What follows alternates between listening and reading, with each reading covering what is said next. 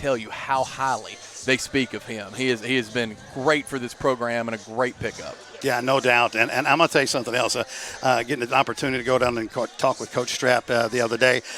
One person I didn't get to talk to the other day, but I did today. How great was it? The first person that we ran into today, we were coming in early, getting ready for this game, and the very first person I run into is Jackson legend Jim Hardigree. Coach Jim Hardigree, been on this staff for several years now, but man, it was so great to run into Coach Hardigree and all the wisdom that somebody, think about all the games that he's coached and the big games that he's won, and for him to have the ability to pass it on and work with a guy like Michael Strapp. This is a winning coaching staff. They're used to playing winning football, and I'll be honest with you, Chuck, I really expect big things once again for the Bruins. I expect a real run. This team's good enough to do that.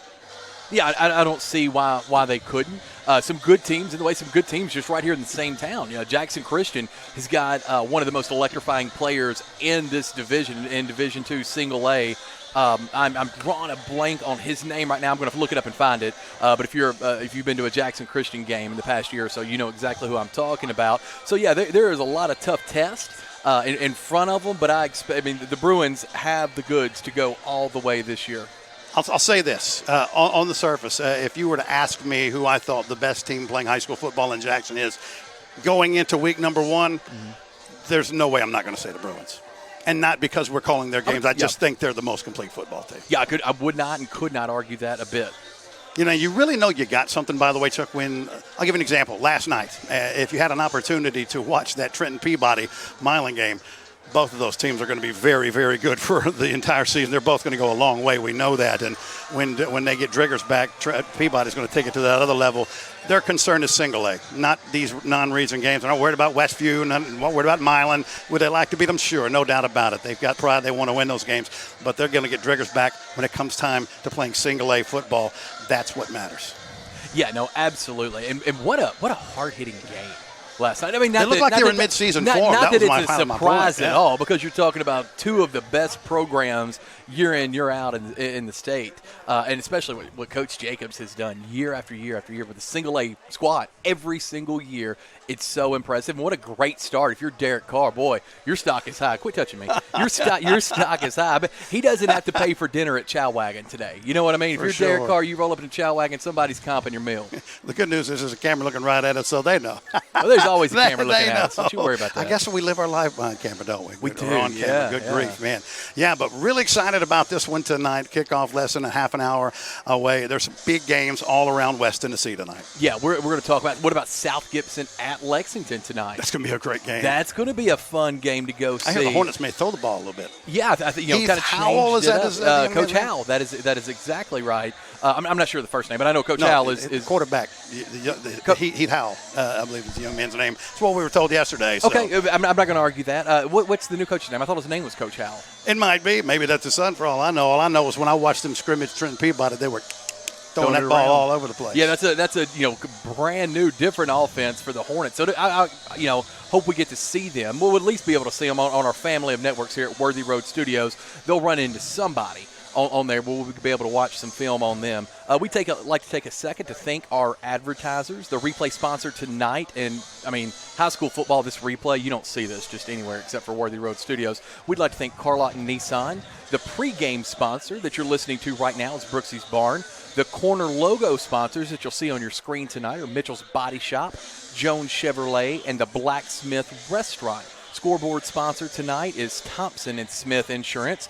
Touchdowns are brought to you by Garrett Plumbing and Heating. First downs are also brought to you by Thompson & Smith. And other advertisers of note are Aloha Pools, Southeastern Termite and Pest Control, Elite Dental, McCoy's Heating and Air, Alive Hydration and Spa, Lifeline Blood Services, Kaufman's Furnishings and Appliances, Arrington Funeral Directors, Bank of Jackson, King Jewelers, Nest Realty, and Lifestyle Vision.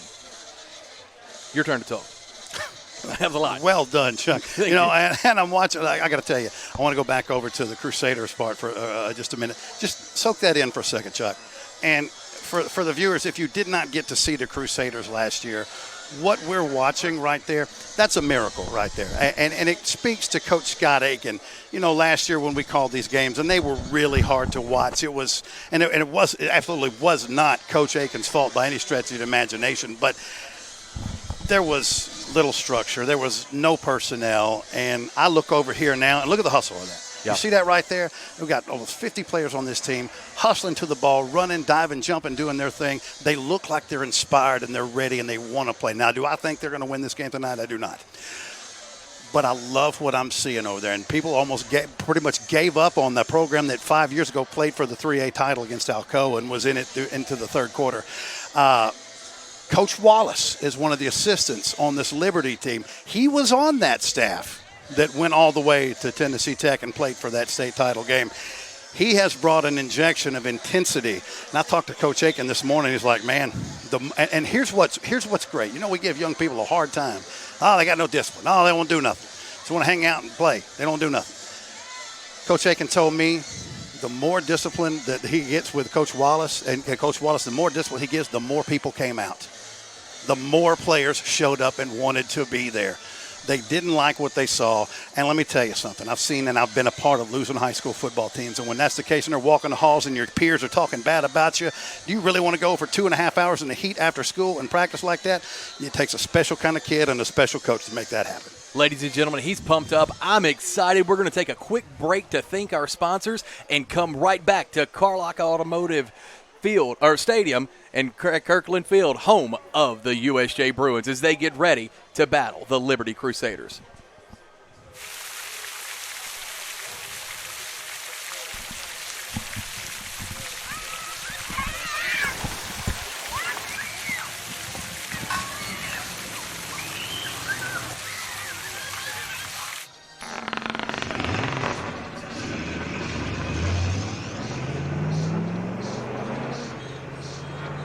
Serving the Jackson area for over 20 years. Carlock Automotive, Van Drive, Jackson. Do you want your smile to say it all? At Elite Dental Care, we'll make you and your family feel comfortable and secure with a variety of services and state-of-the-art care. We offer sedation dentistry that will make your time in the dental chair comfortable and relaxed. Come by and see our newly renovated and expanded office in Jackson, or one of our other convenient locations in Trenton or Dyersburg. Trust your smile with Elite Dental Care, and let your smile say it all. This could be a true story. On October 3rd, a 2003 hatchback struck and killed a deer that goes by the name Buck.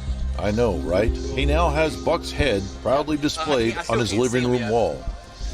He tells a different story. No, it's my glasses. I have to go like he this. Didn't. All right, I got it now. Here we go. He took Some his of the car games to of Mitchell's note body here. shop. If you look below your glasses. Yes, he did. I know. And lucky for him, Okay, well, they good. made Knock it it look out. good as new. And as for Buck, the story continues. You want me to read it again? Barn, locally owned and operated for 40 years. Does he need in to read Jackson. all You want me to that read again? that thing again? Huge Southern buffet at its finest, or choose our drive-through window service. Look over our beautiful lake and enjoy a great meal. All right, we'll start Come with on division. by. We are sure you will enjoy our friendly staff. Yeah, I and just great read it selection of like foods we that have, just a second from ago. pork, Wait, fish, pregame show? beef, Did I say chicken, that? not to mention lots Pregame of yeah, I said it. We also have a I said a fantastic lot. salad bar These and a pop-up selection ads of gotta scrumptious stop. desserts. Y'all come. At McCoy's Heating and Air, Coach we T, you're realize not there are me. more You than do these enough pop-ups. things to worry about on a day-to-day basis. With our new gonna 10-year flip 'em off, and I all-inclusive realized, wait a package, minute, I'm your gonna home do comfort that. doesn't have to be one of them. Alcoa is For one low playing monthly Ray payment, County. you can purchase a brand I'm new gonna take York Alcoa unit on with that full Yeah, me too. maintenance and What about repair Fayetteville coverage for Water- 10 years with approved credit. No Watertown? hassle, no stress, I'll take just complete Watertown. coverage for your comfort No, and Fayetteville's good, convenience. too. Contact They're both McCoy's Heating and Air at Someone else? 731-668-7492 or visit Loretto airmccoy.com and to schedule your Collinwood? free new Loretto. AC estimate today. I played in college with a guy from Loretto. Was it good? Yeah, he was pretty good. Big tight end named Brandon Brown. All right, we'll come back. We'll talk about Forsyth, Hardin County, Centennial, South Gibson, Lexington, Decatur County, Riverside. Okay. I know the main ones. Yeah, I got you. All right, then you want to take it? I got you. Let's talk about it.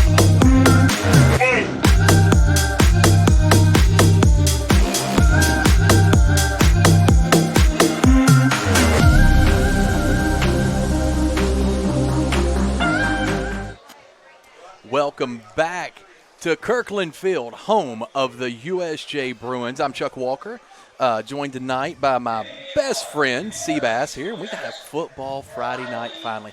It'll be February before there's not football. How nice is that? Yeah, I'm all right with that. I'm just fine with that. Yeah, I Everything think feels that good I'm about all that. right with that. Now, it all began last night. It did. You know, it all began last night. The Bulldogs miling 26-14 over Trenton Peabody at Johnny Hill Stadium, a game that you were able to watch right here on Worthy Road Studios and at WNWS TV. So I do believe we're getting ready for the anthem. I'm not sure. We'll check on that, but if we do, we'll take a break in just a second. But a lot of big games in the area. Everybody in the Madison County realm are playing tonight, including on the road in South Haven, Mississippi, Jackson Christian and North Point Christian. That's interesting. You mentioned Jackson Christian a minute ago. I love the skill set. They can run the ball, they can throw it, and they got a big-arm quarterback by the name of Grant Boykin, who I've watched grow up since he was about 5 years old. Yeah. And now he's coming into his senior year with that cannon right arm. He's got all kinds of weapons. They'll need it tonight as they go on the road taking on North Point Christian. And, of course, that's a game that you can also watch on Worthy Road Studios as well. So we're looking forward to that one. Coach Joe and Dave Wade on the call with that one. TCA has an interesting game. These two teams get together. It's always a throwdown. I don't expect any different this time around. Adamsville and TCA going to get it on.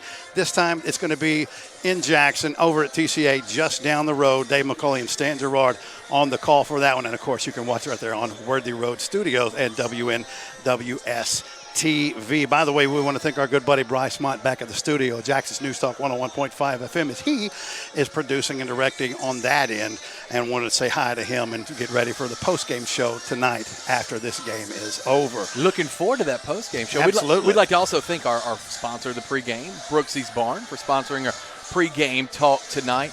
Bass, you know, as other teams from the area are playing, you got Jackson Northside. They've had a big couple of weeks for them as they go to Hardin County tonight. They've had a big last 2 days. That's right. I'd say a couple they're of weeks. in Savannah tonight. Yeah, that's not the place that you want to go when you have a whole bunch of question marks.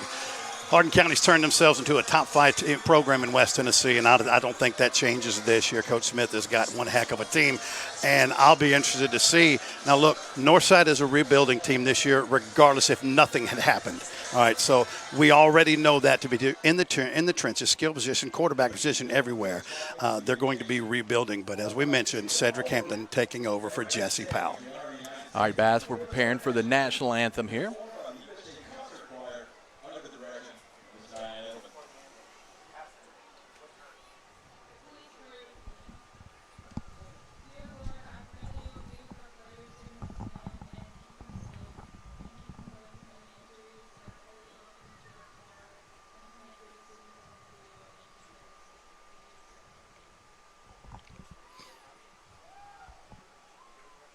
Championship DNA. That's what you find at Jones Chevrolet at Three-Way. A full line of new Chevrolets plus West Tennessee's largest used car inventory. State-of-the-art service work and pre-approved auto loans online at JonesChevroletHumboldt.com. Shop with a winner. Jones Chevrolet at Three-Way. Downtown is thriving and the Blacksmith Restaurant is leading the pack. From the rustic dining room to the unmatched patio, eating local with family is what we're about. Live local, eat local, relax local. If you work outside or in a facility with no AC, or you're just struggling with this year's heat wave, it can really take a toll on your body and health. At Live Hydration Drip Spa, we can help you recover with our Beat the Heat special for only $59. Call or visit us online today to set your appointment. Home furnishings, appliances, bedding, and so much more. Kaufman's. At the Bypass and Oil Well Road in Jackson. Home furnishings for every room in your home. Custom upholstery options too, with professional advice. Major appliances from America's top name brands. Mattresses and bedding accessories. Outdoor living and grilling too. And our fully stocked warehouse helps prevent supply chain delays. Kaufman's, for your life. We realize you have a busy lifestyle. And at the Bank of Jackson, we're here to help you fulfill all of your financial needs, personal and business loans, mortgages, online banking and bill pay, and so much more. Serving the Jackson area for 25 years. The Bank of Jackson, your down-home community bank. You belong here. Member FDIC Equal Housing Lender.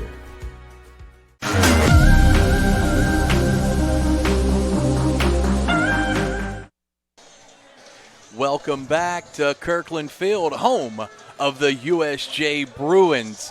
Bass, there's a couple of other games of note in the area today. We were talking about Southside during the break. Not during the anthem, but during the commercial. Before we get to the rat killing, because this game's going to kick off in about 7 minutes, and our season will begin in 7 minutes. But Southside, Coach Reeder and the Hawks, they take that show on the road today to Ripley, Tennessee, taking on the Tigers. And you well know, you were with me last year. We called that game. What a battle it was. Southside had the lead. Ripley on the ground, of all places, and that 2-minute offense kept it on the ground, went all the way down the field. The Southside was just worn out by that time because Ripley's a big, physical, punishing running team, and that won't change this year, by the way. And it wore them down, and they were able to score and win. I think it was a 1 or 2 point game to win that game in the last minute of the game. And this year it's at Ripley, and I expect a whole lot of the same.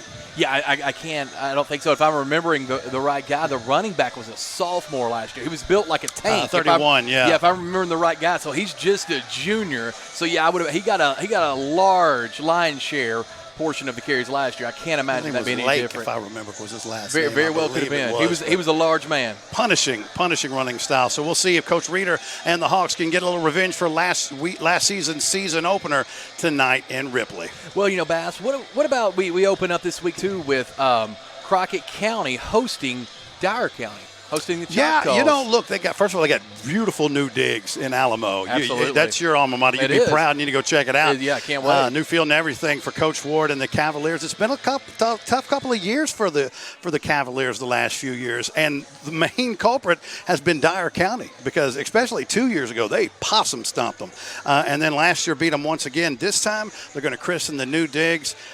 Dyer County, again, if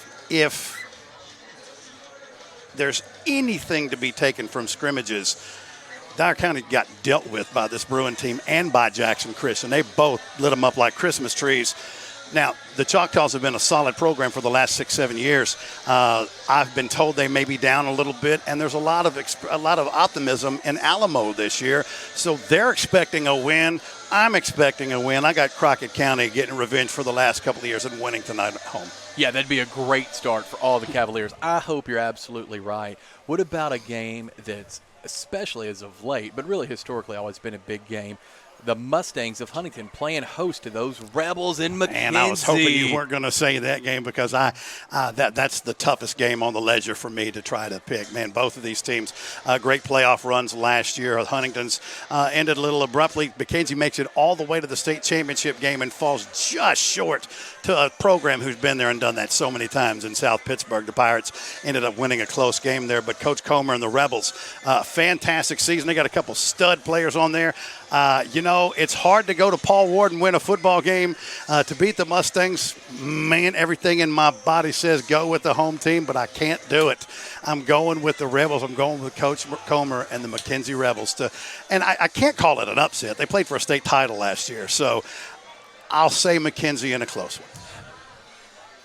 It's just Huntington had a rough start last year, if I remember right? Then really brought it together at the end, even giving Trenton everything they want.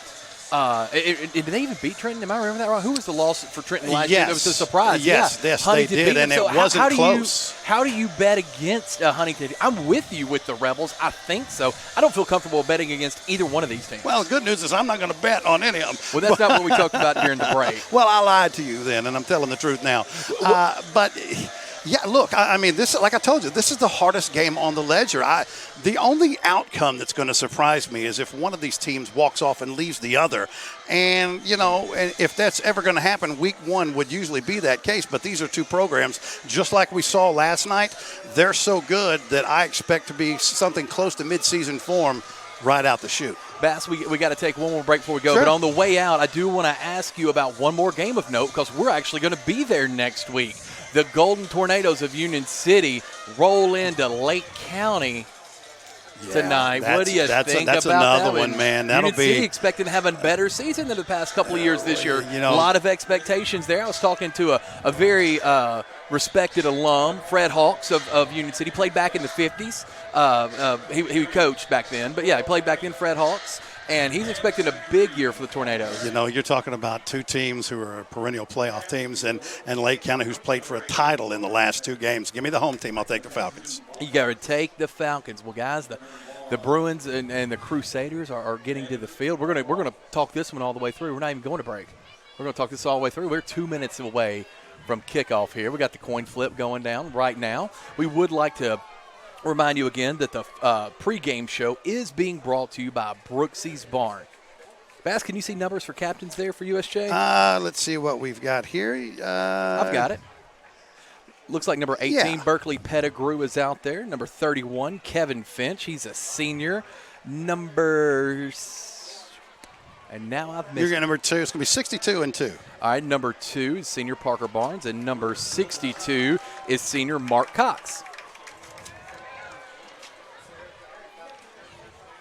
Bruins won the coin toss and elected 2. They elected to receive. You're asking me what that meant? No. I'm not asking what it meant. I'm asking like, which way it is. Boy, that's not a good here's sign. the deal. No. I got what it meant. I didn't see it. So they're either going to receive or they're going to kick. I went with receive. I don't know. Do you have an So accolade? that was a guess? That was a guess. Yeah, I got better odds than I do anywhere else. 50-50, right? At dead worst, it's 50-50. Exactly. So I went with receive. That's what that meant. You got a halfway decent shot. Boys, we're just about ready to lace them up. We're about ready to play a little football. Chuck, from a player's standpoint right now, even if you're USJ and you're supremely confident that you're going to win this football game, your stomach is in so many knots. The butterflies are there. Even if you know you're better than your opponent, you know when they go away, boom, the second you make that first piece of contact, and then it's killing time. It's time to go to work. Well, and it's apparent in the stands, something I've done a ton during these football games. You're excited because it's, you remember all the 6 a.m. practices, especially if a kid doesn't drive, you got to get him there. They're coming home washing their clothes that smell like death, detailing their cars for them because it smells like death. It all pays off on Friday night. There's nothing better than the sun setting on a Friday night for the week 1 of the football season. Because the car smells like death? Yeah, man. You haven't had a kid that played football. I thought we were going to. I thought we were just going to burn Will's car to get some of that smell out. It's rough. I lived that smell for a long time. You still do. I can describe exactly what you were talking about. I can describe it as well, being in the studio with you.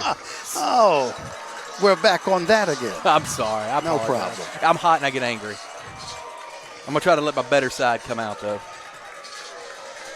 All right, guys, again, we'd like to welcome you to the BallGame Blitz Show. It's produced by Worthy Roads. We want to thank Eris Hollingsworth tonight directing for us. Adriana Hicks is our replay operator. Our producer, of course, is always Paul Schultze. And on cameras tonight are Mr. Childress and Eric Inman. And Steven's Mr. Childress' first name. He was a big man and he intimidated me, so I like to call him Mr. That's the sun is directly in my eyes right now. Could you stand in front of me and maybe? Of course I can. Maybe I'd be willing to do that. I'd sacrifice for you. Do a fan, maybe motion with your big fingers, your long fingers. Anything to make you happy. Well, good. That's what I like to hear. It's going to work out just fine. We're going to have a heck of a season. I do believe that the Bruins are going to receive. As I said, yes. like I said. Totally guessed, but he guessed correctly. That's all that matters. Same thing as seeing it.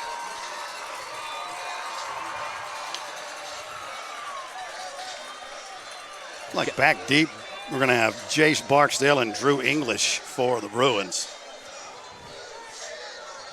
Yeah, I'm trying to get the kicker's number here. It's a little tough. Maybe is that a 16?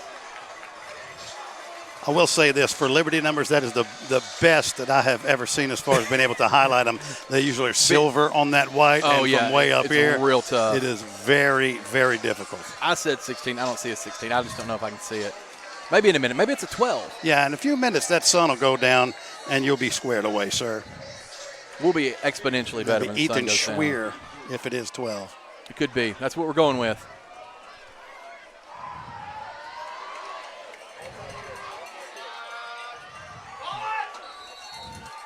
Very short kick by the Crusaders there, almost like an onside kick there.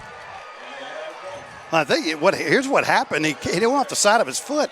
It wasn't an intended onside kick, I don't believe. It goes to just short of the 50-yard line, but one of the Bruins tried to pick it up, and when he did, it looks like, let's see if that's the case.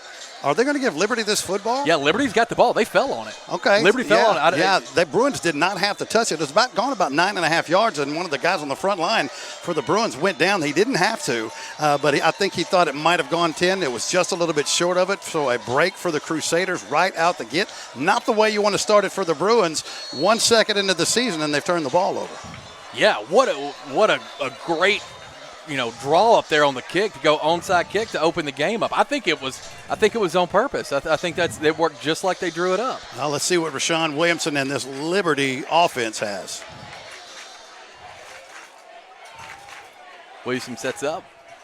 One split back. Oh, we got flags already. I couldn't see the sign. That's a delay of game. Delay of game. Okay, yeah, I couldn't see it. I'm struggling, guys. The sun will be down in just a second. It'll make it so much better. Oh, baby girl. I know it's hard. Liberty does not want to play behind the sticks right now. USJ coming out in that 3-4 front. Crusaders making a substitution. Number 10 coming into the game for the Crusaders. By the way, watch big Raleigh Seals on the left side of that USJ defense off the edge. Again, 3-4 front for the Bruins. Williamson set up in the shotgun.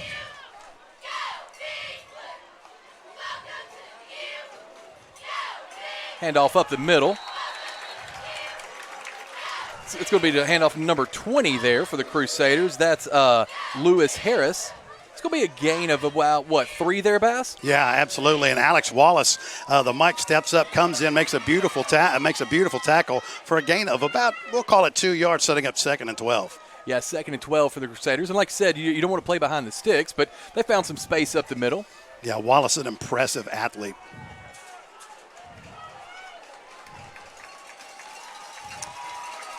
Brown sets up behind Williamson here, still in the shotgun.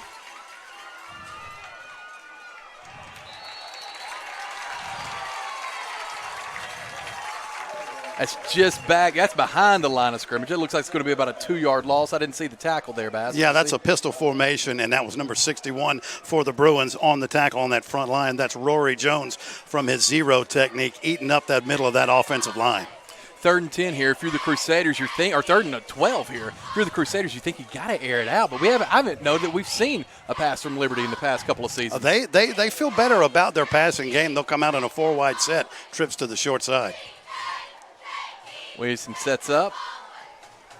He's back to pass. Short pass right to the line of scrimmage.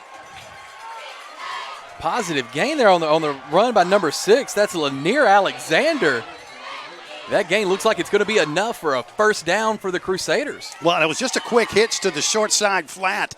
Only about a 2-yard completion, but after the catch, give a lot of credit to Leary. He broke a couple of tackles. He got hit another time by about 3 defenders, 1.5 yards short of the sticks, and forced his way to what looks like a first down for the Crusaders. Yeah, they're moving the sticks, Bass. That's definitely a first down. Yeah. What a pickup on 3rd and 12 there. Yeah, especially for a 1-yard completion. He did the rest on his own, and we'll call that 1st and 10 for the Crusaders from the Bruin 37.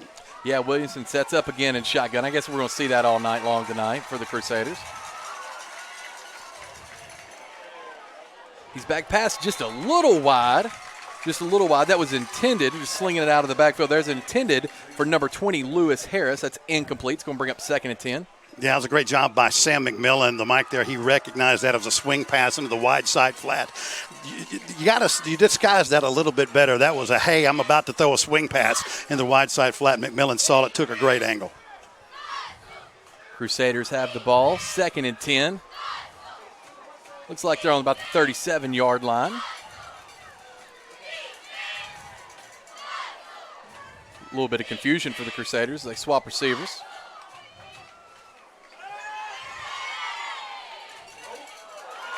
Oh, Bass, that pass is picked off there. That's number 1, Will Horton on the interception. He's going down. He's at the 20, he's at the 10, and nothing but Bruins around him. That's going to be a touchdown, Bruins. Well, that's a 75-yard pick six by Will Horton, son of our good friend Bart Horton. And Mama as well. She said, well, don't forget about me, but that pass was sailed by Williamson, and perfect position was Horton. He makes a cut back towards the middle of the field, kicks it outside, and there's a convoy taking him to the house 75 yards later, and the Bruins are on the board for the first time, courtesy of the defense. Yeah, that's a big Garrett Plumbing and Heating touchdown there. What a swing of momentum after starting off with the onside kick and then, the 3rd and 12 conversion. The Crusaders were cooking something up. That's the way you stomp that out there for the Bruins. That's all it takes. Bruins back on the kick. Number 21 is the holder. That's Ryan Hutchison. The kick is up. It's good. That's Cooper Sykes. So with 9 minutes and 43 seconds remaining in the first quarter of play, the score is your Bruins 7, Liberty 0. The most important benefit when you buy from Jones Chevrolet at Three-Way? Peace of mind. Jones Chevrolet's warranty forever comes with every qualifying new and pre-owned vehicle. Powertrain coverage for as long as you own your vehicle. Find out more at Jones Chevrolet in Three-Way.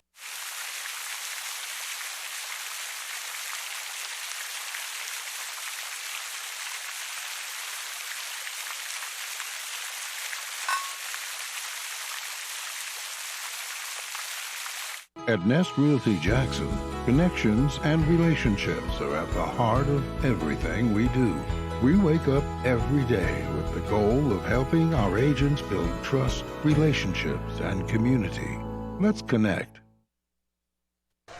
Welcome back here to Kirkland Field. Bass, after a nice drive by the Crusaders, a pick six ran all the way back by Horton, gives the Bruins all the momentum now. That's exactly what you need after the way this game started. Yeah, no doubt about it. Now, Cooper Sykes is going to be kicked, but there's two dangerous returners back there for the Crusaders, Corey Marshall and Devin Napier-Smith. We saw Napier-Smith last year. He was by far their biggest weapon, number 5. You want to keep your eyes on him and the ball away from him.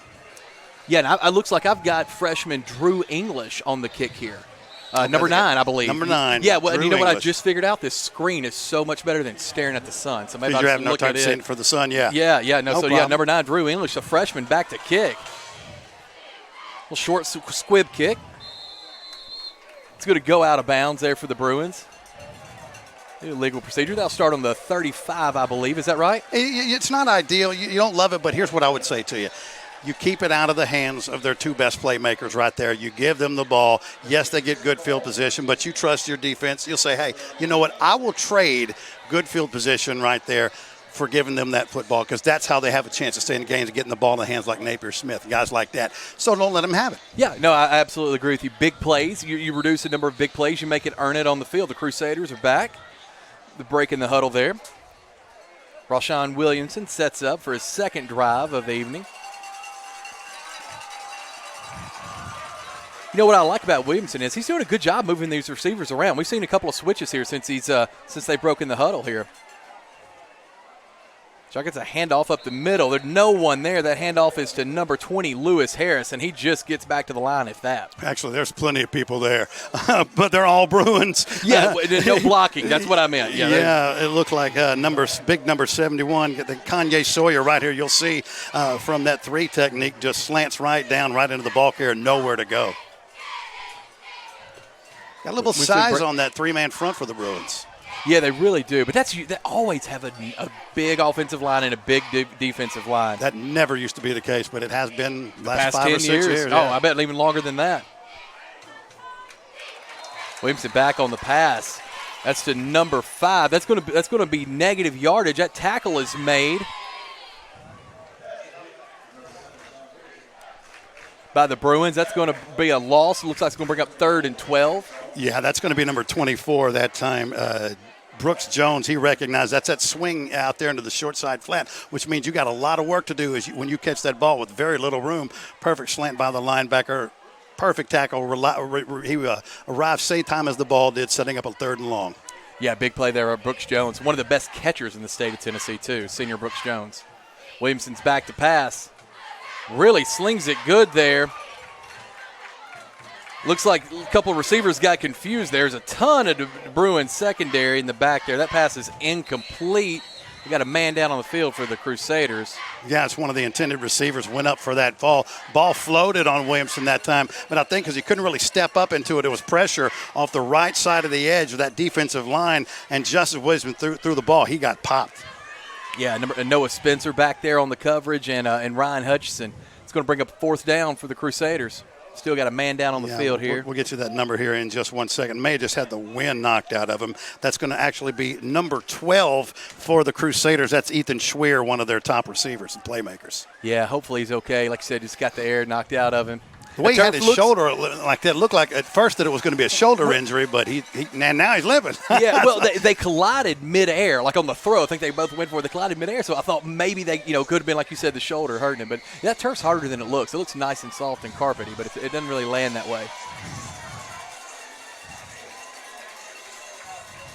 I think the Crusaders are in punt formation. Yeah, it looks like they're making some adjustments out here. I think because if he's only about 5 yards off the line of scrimmage, this could be an interesting punt. Yeah, it looks like number 13 for the Crusaders is set up to punt. That's a Jalen Dolphin. It's a large punter. It is a large punter. May have a big leg. Could you punt at all? No, Shaggy was our punter. I can see that. Oh, the punt's bobbled. He's brought down. Yeah, they never got that snap off completely. It's tough to do anything with that. Just try to hold on to the ball so you don't lose it for a scoop and score. Yeah, we got to get a little excitement in this. That's a huge play for the Bruins. That ball basically rolled back to the punter. He didn't have a chance. There were 4 Bruins on him before he even touched the football, and the Bruins are going to take over in beautiful position at the Liberty. We'll see where they spot it, right around the 25-yard line. 1st and 10, and it'll be our first look at the Bruins offense for the season. Yeah, and what great field position to start the game. Like you said, right on the 25 for the Bruins. You see Berkeley Pettigrew coming out there right now, flanked by number 17, Davis Sane. Yeah, that's the transfer we told you from the Nashville area. He's a tall kid. You were spot on with that. Huge catch radius. Pettigrew sets up in the shotgun.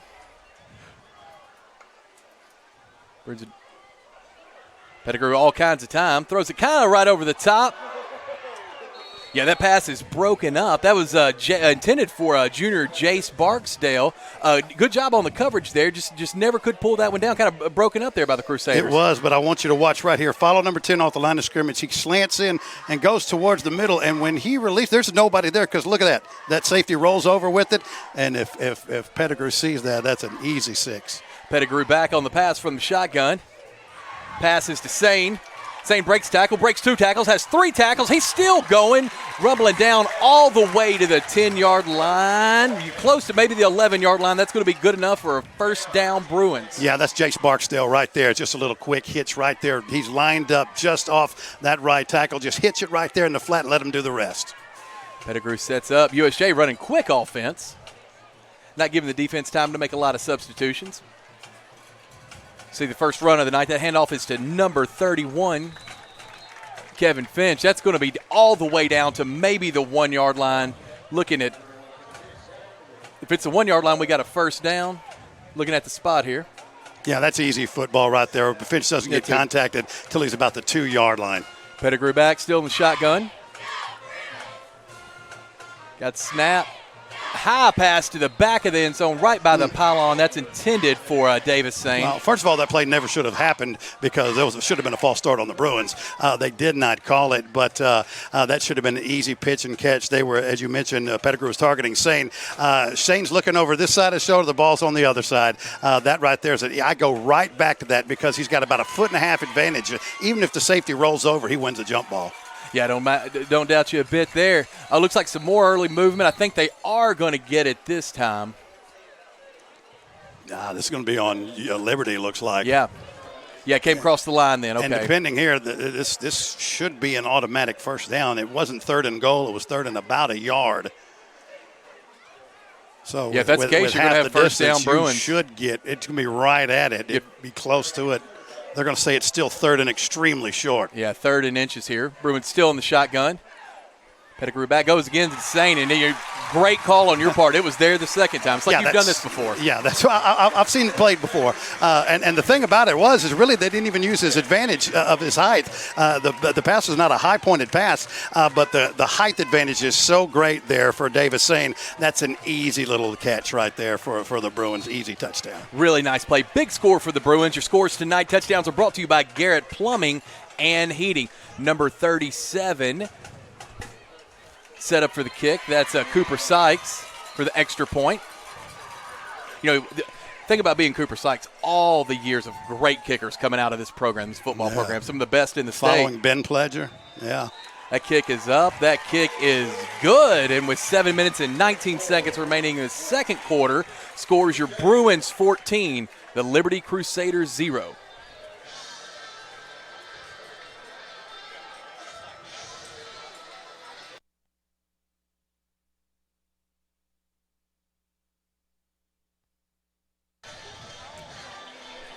All right, here we are back at Kirkland Field here, home of the USJ Bruins.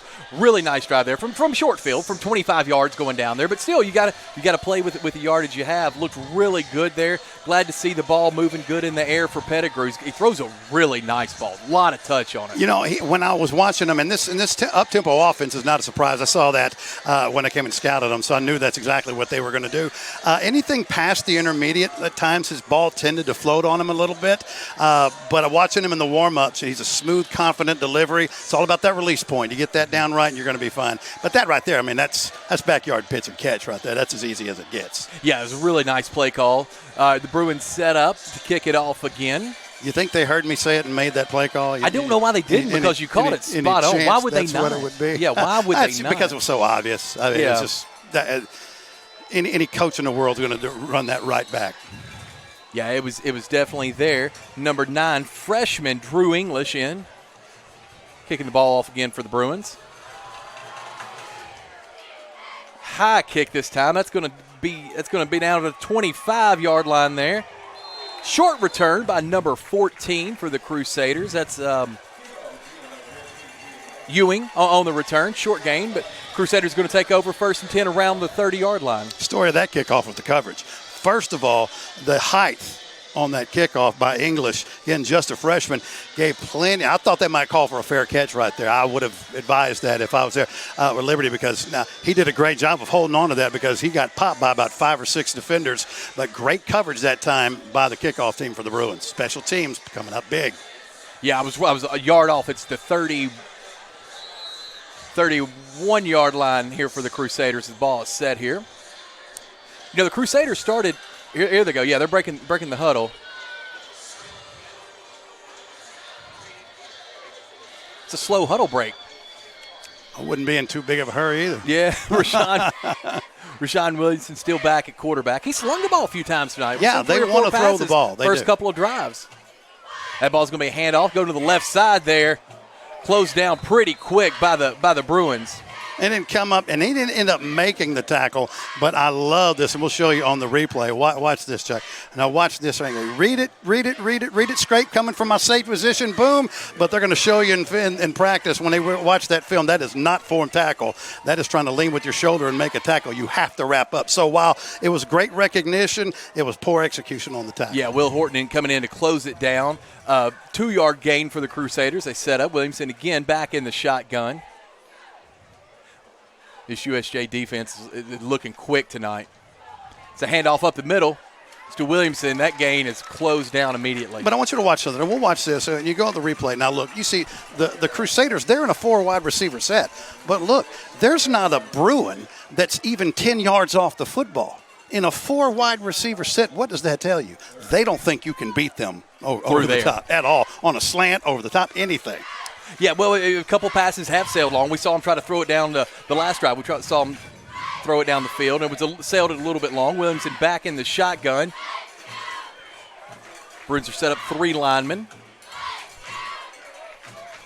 Here we go. Williamson rolls to his right. He throws it down. Oh, and there's a Bruin there for a huge interception. That's Alex Wallace. He has taken it all the way to the end zone. Now, before we celebrate, there is mustard on the field, so let's see what this is first.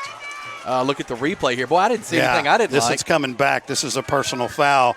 I do believe we have roughing the passer. Let me double check. That's absolutely what it is. That's going to be overturned. That's going to be a first down for the Crusaders. Left defensive end takes a shot. Not only hits the quarterback, but also hits him in the head. You can't do that. No need to do that. And that's 6 coming off the board on what would have been the second pick 6 in the first 6 minutes of the season. Yeah, absolutely. Like I said, no need for that play because the ball was definitely out. But instead of giving up a touchdown on the second pick 6 of the evening, like you said, we've got first and a. Ended up being a 20-yard gain. Yeah, he'll be first and 10. First and 10 on 48. That's a great call on the 48, but about a 15, 18-yard gain there. Yeah, huge. Now for the Crusaders. Huge flipping momentum. If not, it's 20-0 right now. Yeah, clearing the chains up too now. First down. So if you're Coach Aiken and the Crusaders, what you want to take advantage of this. And what I don't want to do from the Crusaders, I've been running on first down. And then maybe if I get a little something, throwing on second down. I want to keep them on their toes. Maybe I consider throwing on first down. Yeah, Williamson. That's not Williamson back there. We've got a quarterback change now. Yeah, they'll be doing that all night. That looks like, is that Devin Napier-Smith back there? Yeah, they'll. That's something that they told us they were going to do all night. Those two were going to rotate in and out. And I think this is a good move because getting Napier-Smith the ball in his hands playing a quarterback, he's their best player. He's their most explosive player. You want it in his hands all the time. I wouldn't be surprised to see him probably get the lion's share. Yeah. Well, you're exactly right. Yeah, you touch the ball more than anybody else on the field when you're quarterback. Smith staying back there, still in the shotgun. Both teams are on the shotgun tonight. He's rolling out to his right side. Still in the ball. That one's incomplete. Looks like it was intended for number 10. There's a flag on the field, Bass. Did you see what that was? Yeah, it's going to be a hold on the Crusaders. I personally would. I'd decline this if I were the Bruins, but who knows? Either way, it's going to be fine. They're it'll be second and 15 if they want it, but they'll make it more than that. Yeah, they're going to make it more than that. Yeah, they're not worried about it. Yeah, they'll say, if they thought they could get beat on top, then they would probably decline that. So you think it's a game of field position here? You think the Bruins are choosing field position? I think it's a game of you got the goods in this one. You can be flexible with your decision making. Napier-Smith staying back there. Crusaders look to break the huddle. Oh, my gosh. Life is so much better now that sun is set. You feel good? Oh, I feel better. I know that. I certainly feel better. 4 wide receivers, 2 splits. Napier-Smith rolling to his left this time. I was trying to set his feet, but he is going to be brought down. And what a pursuit by number 7, Sam McMillan. Here's what we're going to do, because everybody's going to say, wow, man, that's a great job, McMillan. Look, now watch this. As Napier-Smith surveys, rolls to the strong side, rolling out across his body. But why hasn't he thrown the ball? Because if you could see on the backside of the film, because there is not a single person that is even remotely open in a 4 wide receiver set. Amazing coverage on the back end of this defense. That is why that sack happened. I've heard people call that a coverage sack before. And that's exactly what you got. We're at second and real long now. A cab ride. Second and a cab ride. I don't like doing math, but it's a long way. This is on film now. You guys can see it. It's a long way. Second and about 25. 25. Well, 25 sounds fair to me. If it's like on like a number, like a 30-yard line, 40-yard line, it's so much easier to do it. Timeout taken by the Crusaders here. Looks like Williamson was back there in quarterback. It's going to be the first timeout taken. We'll take it with them. We'll come right back with 4 minutes and 45 seconds left in the first quarter. Your Bruins lead the Crusaders 14-0.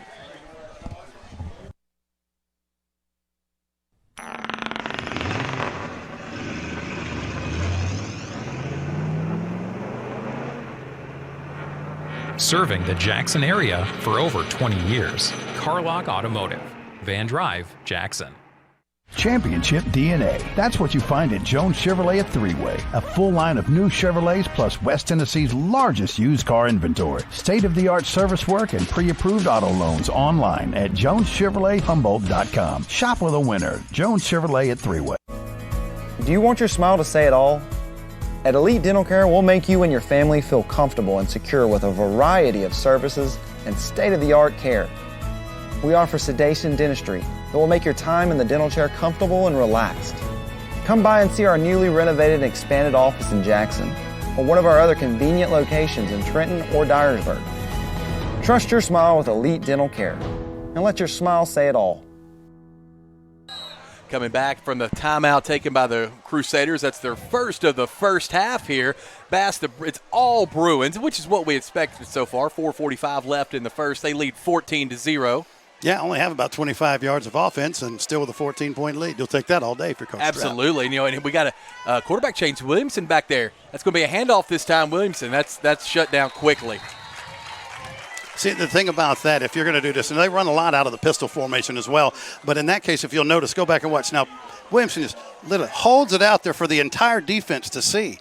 The whole just behind this to make this work is for them not to know where the football is. But if you hold it sitting out there just like that, you might have a neon spotlight on it saying, hey, defense, here's the football. Just tell them we're going to run it this time. We're going to hand it off. That's right. And every one of those defensive linemen saw that. Yeah, Williamson stays in at quarterback here.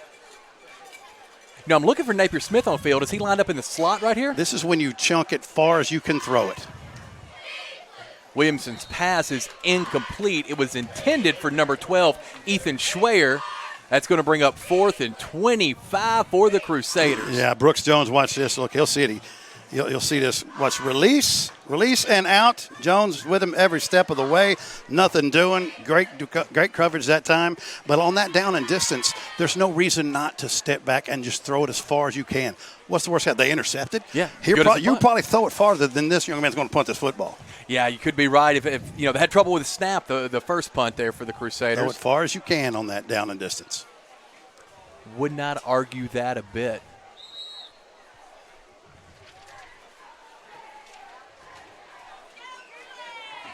Jones is set up to punt for the Crusaders. Just have to stop breaking the action here. Not sure what it is. They had the ball misspotted. I think that it was about a yard off. Yeah, it was. I think that's kind of a big deal. I can't imagine it will be in this situation, but hey. Football's a game of field position, I hear you. 4 minutes left to go here in this first quarter. Bruins up 14-0. Bruins have 2 back to receive. Return the kick. And by kick, I mean punt. Either way, right? Yeah, whatever. Not a bad punt here. You got Drew English on the return. Makes a really nice move to the right side. Got a little bit of open space. Got a blocker. Cuts back in. He's right there on the 10. Going back to the middle. Really nice blocking all the way down the field. Now, I'm sorry. That was Jace Barksdale. I thought I saw a 9. That was I don't think you like Barksdale. I apologize. I look like a 9 from here. I apologize. I thought he had made a mistake. Now watch this on their instant replay. Here's the kick. Now Barksdale's over here on the left hash. All right, he gets the ball. There's nobody but this player right here. And I think, okay, well, just hit that sideline. You're going to go. Cuts back across the field. Sees that he has a wall. Okay, everybody makes their block. He gets around the edge. There you go. There's Seals holding the well and a man off. Cuts back inside. Nobody there. And a punt return for a touchdown of about 55 yards for the one and only Jace Barksdale. Yeah, really, really athletic kid. The kick is up. The kick is good. That for sure is number 9, Drew English, the freshman. That extra point's good with 3:42 remaining in the first quarter. Your new scores, the Bruins 21, the Crusaders 0.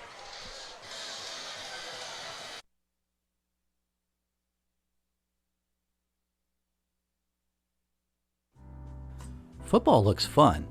I bet I would have been great at it. The first football playing Deer, they would have made a movie about me and everything. Probably get Kurt Russell to play me. But alas, me and my dreams run right over again. For fast, reliable collision repair, trust the experts at Mitchell's Body Shop. And get back out there. Brooksy's Barn, locally owned and operated for 40 years in Jackson. Huge Southern buffet at its finest, or choose our drive-through window service. Look over our beautiful lake and enjoy a great meal. Come on by. We are sure you will enjoy our friendly staff and great selection of food that we have, from pork, fish, beef, chicken, not to mention lots of veggies. We also have a fantastic salad bar and a selection of scrumptious desserts. Y'all come. Welcome back here to Kirkland Field, where the Bruins now have a commanding 21-0 lead here in the first quarter. And it's playing out a little bit like we expected here early. It's playing exactly like I expected. But I got to tell you, I know you're thinking, wow, Liberty's they're so much better. So this much year. better. You know, they're so much better than they were. Really nice kick by English there. That's going to be a touchback all the way back in the end zone. Really, really nice kick. That ball carried all the way to about the 7-yard line. Took one hop, went right back in the end zone. Corey Marshall let it go right by him, and I thought he might pick it up, try to return it. You'll see Marshall could have got it, but they'll take the position. If you see here, Corey Marshall come into your picture. Where's this ball at? Yeah. Ball's already hitting him in the end zone. Yep, he's over here, and the ball, he let it go. That's all right. You take that ball. Yeah. 1st and 10. Nope, nothing bad happens there. Yeah, nothing at all. The Crusaders will start this drive on the 20. This is their 4th drive and the Bruins, of the game. The Bruins have a touchdown on offense, defense, and special teams. That's a head coach's dream right there. Absolutely. Everything firing on all cylinders right now for the Bruins. And without a 3rd and 12 conversion by the Crusaders, that's really been the only offense they've been able to gather, the only positive yardage they've had. Let's see if Liberty shifts out of this pistol formation. Yeah, it looks like we may have broke the huddle with too many. Nope, delay of game. Delay of game again. Yeah, I noticed those huddles are taking that. a little bit long. Yeah, that's their 2nd one so far of the 1st quarter. Especially off of a kickoff. At a touchback at that. I mean, you just can't have that. You have to have that ready to go. Yeah, that's going to be a 5-yard loss. Ball will be spotted at the 15-yard line now for the Crusaders. We're back to Williamson at quarterback again. He seems a little bit better prepared to throw the ball. And when you're trailing by 3 touchdowns, I guess you got to have that in there. Plus, it keeps Napier Smith in play as a pass-catching weapon. That handoff is up the middle, but it's immediately closed down yet again. Well, I mean, there's a couple different people that I'm going to name on that I could name on here, but take a look right here on this 3-man front. All right, now watch each one of these guys off the ball. 55 for USJ. That is Ty O'Neill disengaging from the left tackle and slanting right inside, right into the ball carrier. The left tackle has to do a much better job of turning his man. He basically invited him right into the ball carrier, and if you're the ball carrier, you really have no shot. But that was a great play by Ty O'Neill, the senior defensive lineman. Bruins are looking really good really early so far here. It's good to see. Yeah, they're crisping pretty much everything they've done so far. Yeah, I really don't know what you would critique so far this early in the game. Oh, I feel fair. I can. Your personal foul that cost you a pick 6. There you go. That's it. Got another timeout taken. That's the 2nd timeout taken by the Crusaders of the 1st quarter. We'll take it with them real quick and be right back. At McCoy's Heating and Air, we realize there are more than enough things to worry about on a day-to-day basis. With our new 10-year all-inclusive package, your home comfort doesn't have to be one of them. For one low monthly payment, you can purchase a brand new York unit with full maintenance and repair coverage for 10 years with approved credit. No hassle, no stress, just complete coverage for your comfort and convenience. Contact McCoy's Heating and Air at 731-668-7492 or visit airmccoy.com to schedule your free new AC estimate today. At Arrington Funeral Directors, we accept all pre-arranged funerals. So you may have pre-arranged your funeral in this town with another funeral home or even in another state, but we accept all pre-arranged funerals because we're here to serve families. Downtown is thriving and the Blacksmith Restaurant is leading the pack. From the rustic dining room to the unmatched patio, eating local with family is what we're about. Live local, eat local, relax local. Welcome back to Carlock Field here, home of your USJ Bruins. After the timeout, we're looking at 2nd and 15. What do you think the coach is saying there? What are you telling the Crusaders? Which coach? Oh, for Liberty? Man, Coach you just keep them, keep their heads up. They know the situation. Yeah, Williamson handoff up the middle. Looks like a short gain to the left side there. That's Rodney Cole on the carry. Yeah, this season is about one step at a time. They're not going to go from what you saw last year to a 7-win team beating the likes of USJ. They know that. Coach Aiken knows that, and he's got a small staff with him. But you know what? I love the intensity of this team, and I'm telling you, it's going to be hard to find somebody who has improved as a program from one year to the next. I don't care if they don't win a game.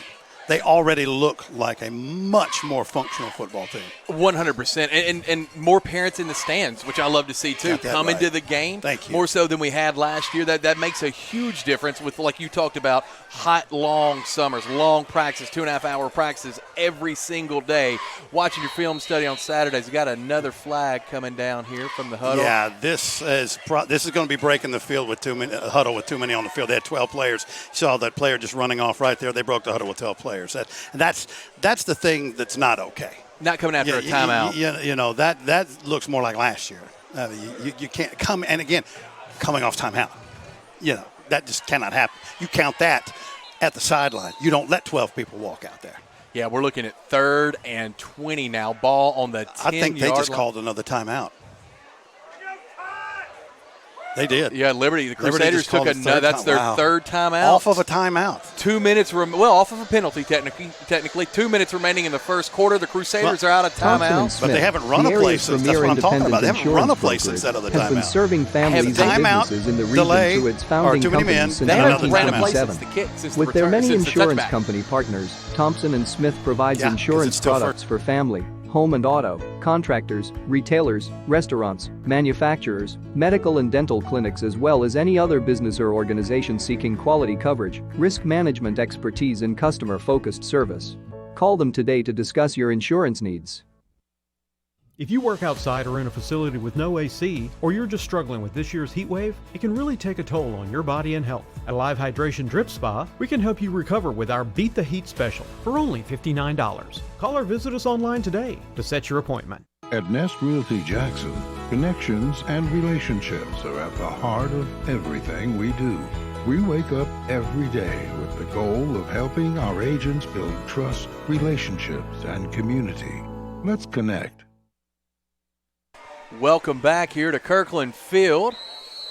By the way, I want to remind everybody, you can watch all of these games with Worthy Road Studio on Roku right now. Some of the other are having a little bit of issues, but Roku working just fine. So if you're Jackson Christian, TCA, USJ, you can watch these on Roku. Williamson back, 2 receivers way out wide to the far side here. Williamson hands the ball off. That's going to be the first carry we've seen by number 1. That tailback is not on my sheet. It's going to be a short gain. Well, he is on my sheet. That's Corey Marshall. Corey Marshall. Corey Marshall, number 1, and that's going to set up 4th down and about 12. So the Crusaders will have to punt. Just trying to get a little bit more room there for your punter running that ball to the left side. Yeah, but like I said, at the same thing there. Rear back and throw it as far as you can. There's just not really a lot of downside to it. Yeah, now I will say this, though. Dolphins' punt, last punt, was a lot better than his first. It was a clean snap. He's able to get it up. Had about a 20-yard punt. A lot better. Got ball hung up a little bit. I love that last name. I've never heard that last name before.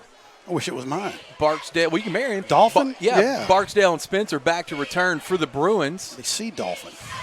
Oh, that snap is on the ground. It's picked up. It's kicked in the end zone, and that is going to be a safety? Yes. That is going to be a safety. Really tough snap there. Not a lot the punter could do. If he doesn't pick that ball, it's going to be a safety just about no matter what happens, right? Unless the Bruins get it for the 6 points. He kicked that ball at about the 2, so I wonder what the situation is going to be here with this. And he did kick it into the end zone. It did not go out of the back of the end zone. If he made contact with it, did the Bruins get the ball at the 2-yard line? I'm trying to see what this is going to be. This could be a couple of different things. Why couldn't this be a touchdown? That ball did not go out of the back of the end zone. Who recovered the ball? USJ did. Yeah, if it had been Liberty, I would have just said safety right away, but they didn't. Yeah, it looks like the officials are talking. The white hat's explaining to Coach Strap, yeah. Okay.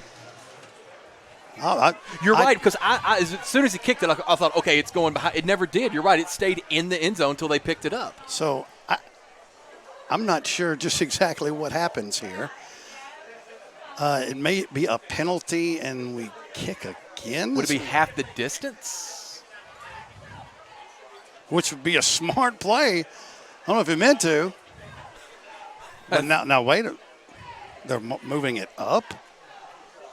Maybe Liberty had – okay, so it's a 10-yard penalty for Liberty. It's just a 10-yard penalty. That's actually really smart.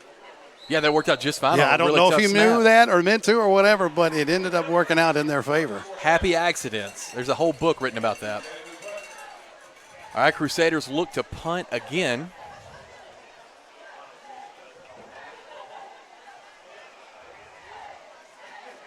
Bruins are licking their chops right now. Dolphin back on the punt. It's short.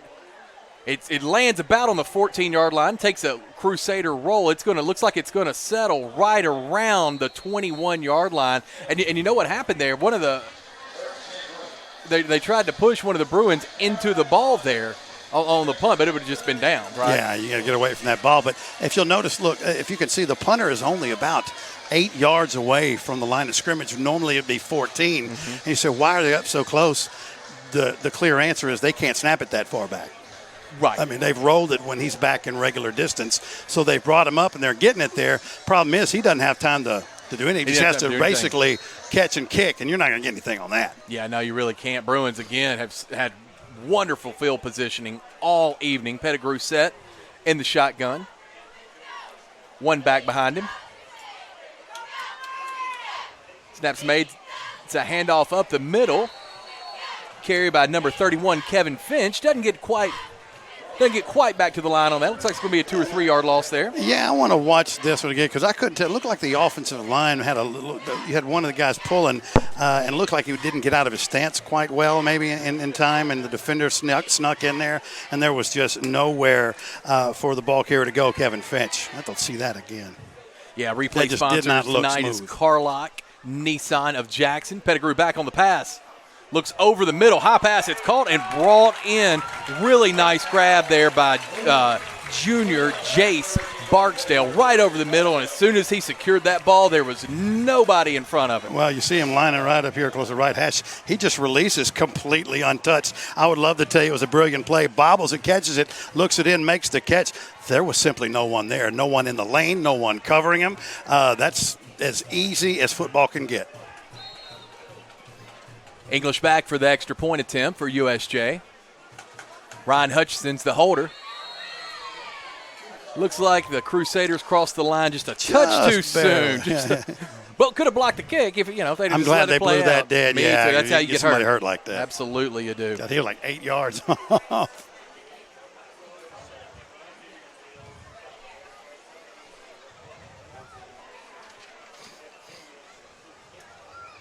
Yeah, Cooper Sykes there on the extra point. I think I got that number wrong. I apologize. I'll get better at that as the season progresses. I may have to go see Which is also 50-50. I may have to go see Matt Hughes at some point. I can't believe my eyes are this poor. Extra point is up. I do know that extra point is good. And after that is a Thompson and Smith insurance touchdown with 1 minute to go in the first quarter still. Your new scores, your Bruins 28, the Crusaders 0. We'll be right back. Home furnishings, appliances, bedding, and so much more. Kaufman's. At the Bypass and Oil Well Road in Jackson. Home furnishings for every room in your home. Custom upholstery options too, with professional advice. Major appliances from America's top name brands. Mattresses and bedding accessories. Outdoor living and grilling too. And our fully stocked warehouse helps prevent supply chain delays. Kaufman's, for your life.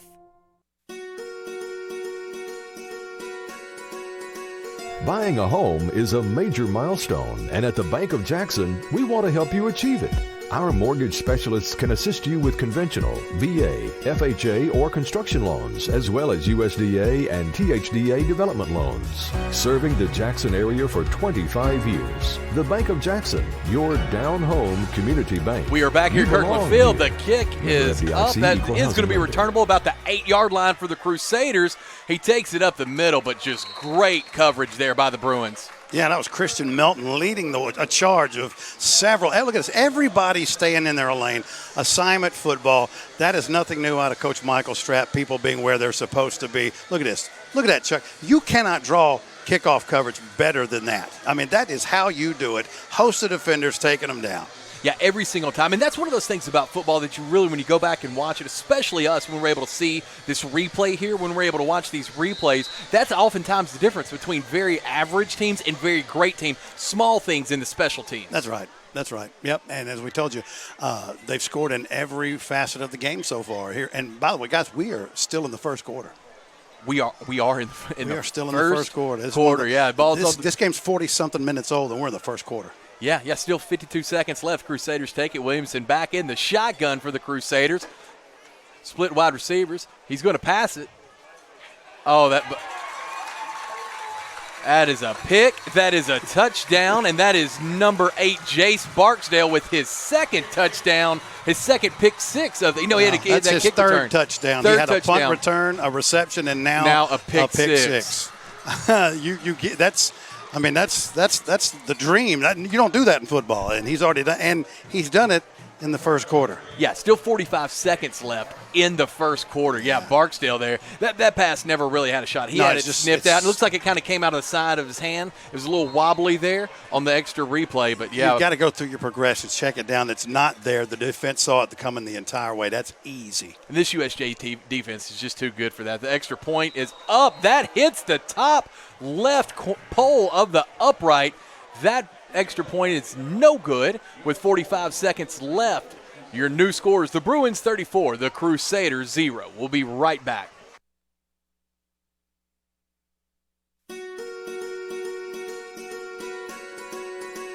Buying a home is a major milestone, and at the Bank of Jackson, we want to help you achieve it.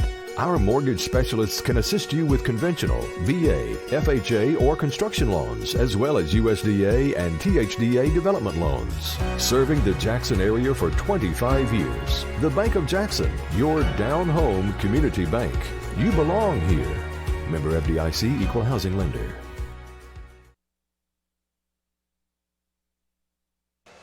Other scores of note around the area. Jackson Christian leads North Point Christian Academy 7-0 at the end of the first quarter. USJ here, we find ourselves in the first quarter as well. By the way, McKenzie leading Huntington 17-6. 17-6. Earlier, still, what quarter is that one in? Second quarter. Everybody else is going to be in the second quarter. Some might be in the fourth quarter. Now, but remember, the mercy rule has changed to 30 in the second half, so you have a feeling this will be a very expeditious second half. Here we go, kickoff. Kickoff for the Bruins here. Kick is back. That's going to be returned by the Crusaders, starting from about the own 5-yard line. That's a low kick. Pretty decent return here. Got a push by the Crusaders. That's going to bring the ball out to about the 31-yard line. Yeah, that was Corey Marshall. Found a little seam right up the middle. It did not waste time. He accelerated, and you're right, and got contacted about the 25, kept those feet moving, and the Crusaders will start this drive at their own. We'll call it their 30-yard line, make it the 31-yard line for the Crusaders. Yeah, really Let's nice. Keep those feet moving. Yeah, that's the first positive momentum they've had since that 3rd and 12 conversion early in the first quarters. We find ourselves late in the first quarter now with USJ leading 34-0 against the Crusaders. I'm glad that the Crusaders, who remember last time we did it had 15 players, that they can substitute in and out and get these guys the breaks that they need. Yeah, absolutely. Get different package sets. Looks like we're going to have another quarterback change here for the Crusaders. As number 5, Napier Smith, comes in. He's going to hand that ball up the middle. Turn to the left side. It's going to be a short gain there, but again, this Bruin defense just closing it down as soon as anything positive happens for the Crusaders. Yeah, who you want? You want this zero tech right here, number 44, and he was laid off the football. Watch this. Now look, that's when you're living clean right there. Maddox Raven was laid off the football. He's looking down at the snap and still makes the tackle. First quarter ends. The score is your Bruins 34, the Crusaders 0. We will be right back.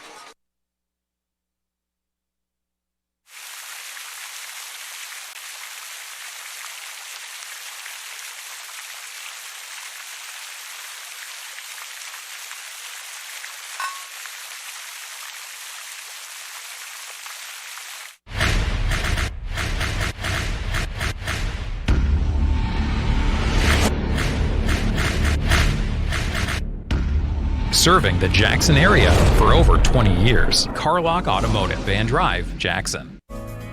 Do you want your smile to say it all? At Elite Dental Care, we'll make you and your family feel comfortable and secure with a variety of services and state-of-the-art care. We offer sedation dentistry that will make your time in the dental chair comfortable and relaxed. Come by and see our newly renovated and expanded office in Jackson, or one of our other convenient locations in Trenton or Dyersburg. Trust your smile with Elite Dental Care, and let your smile say it all.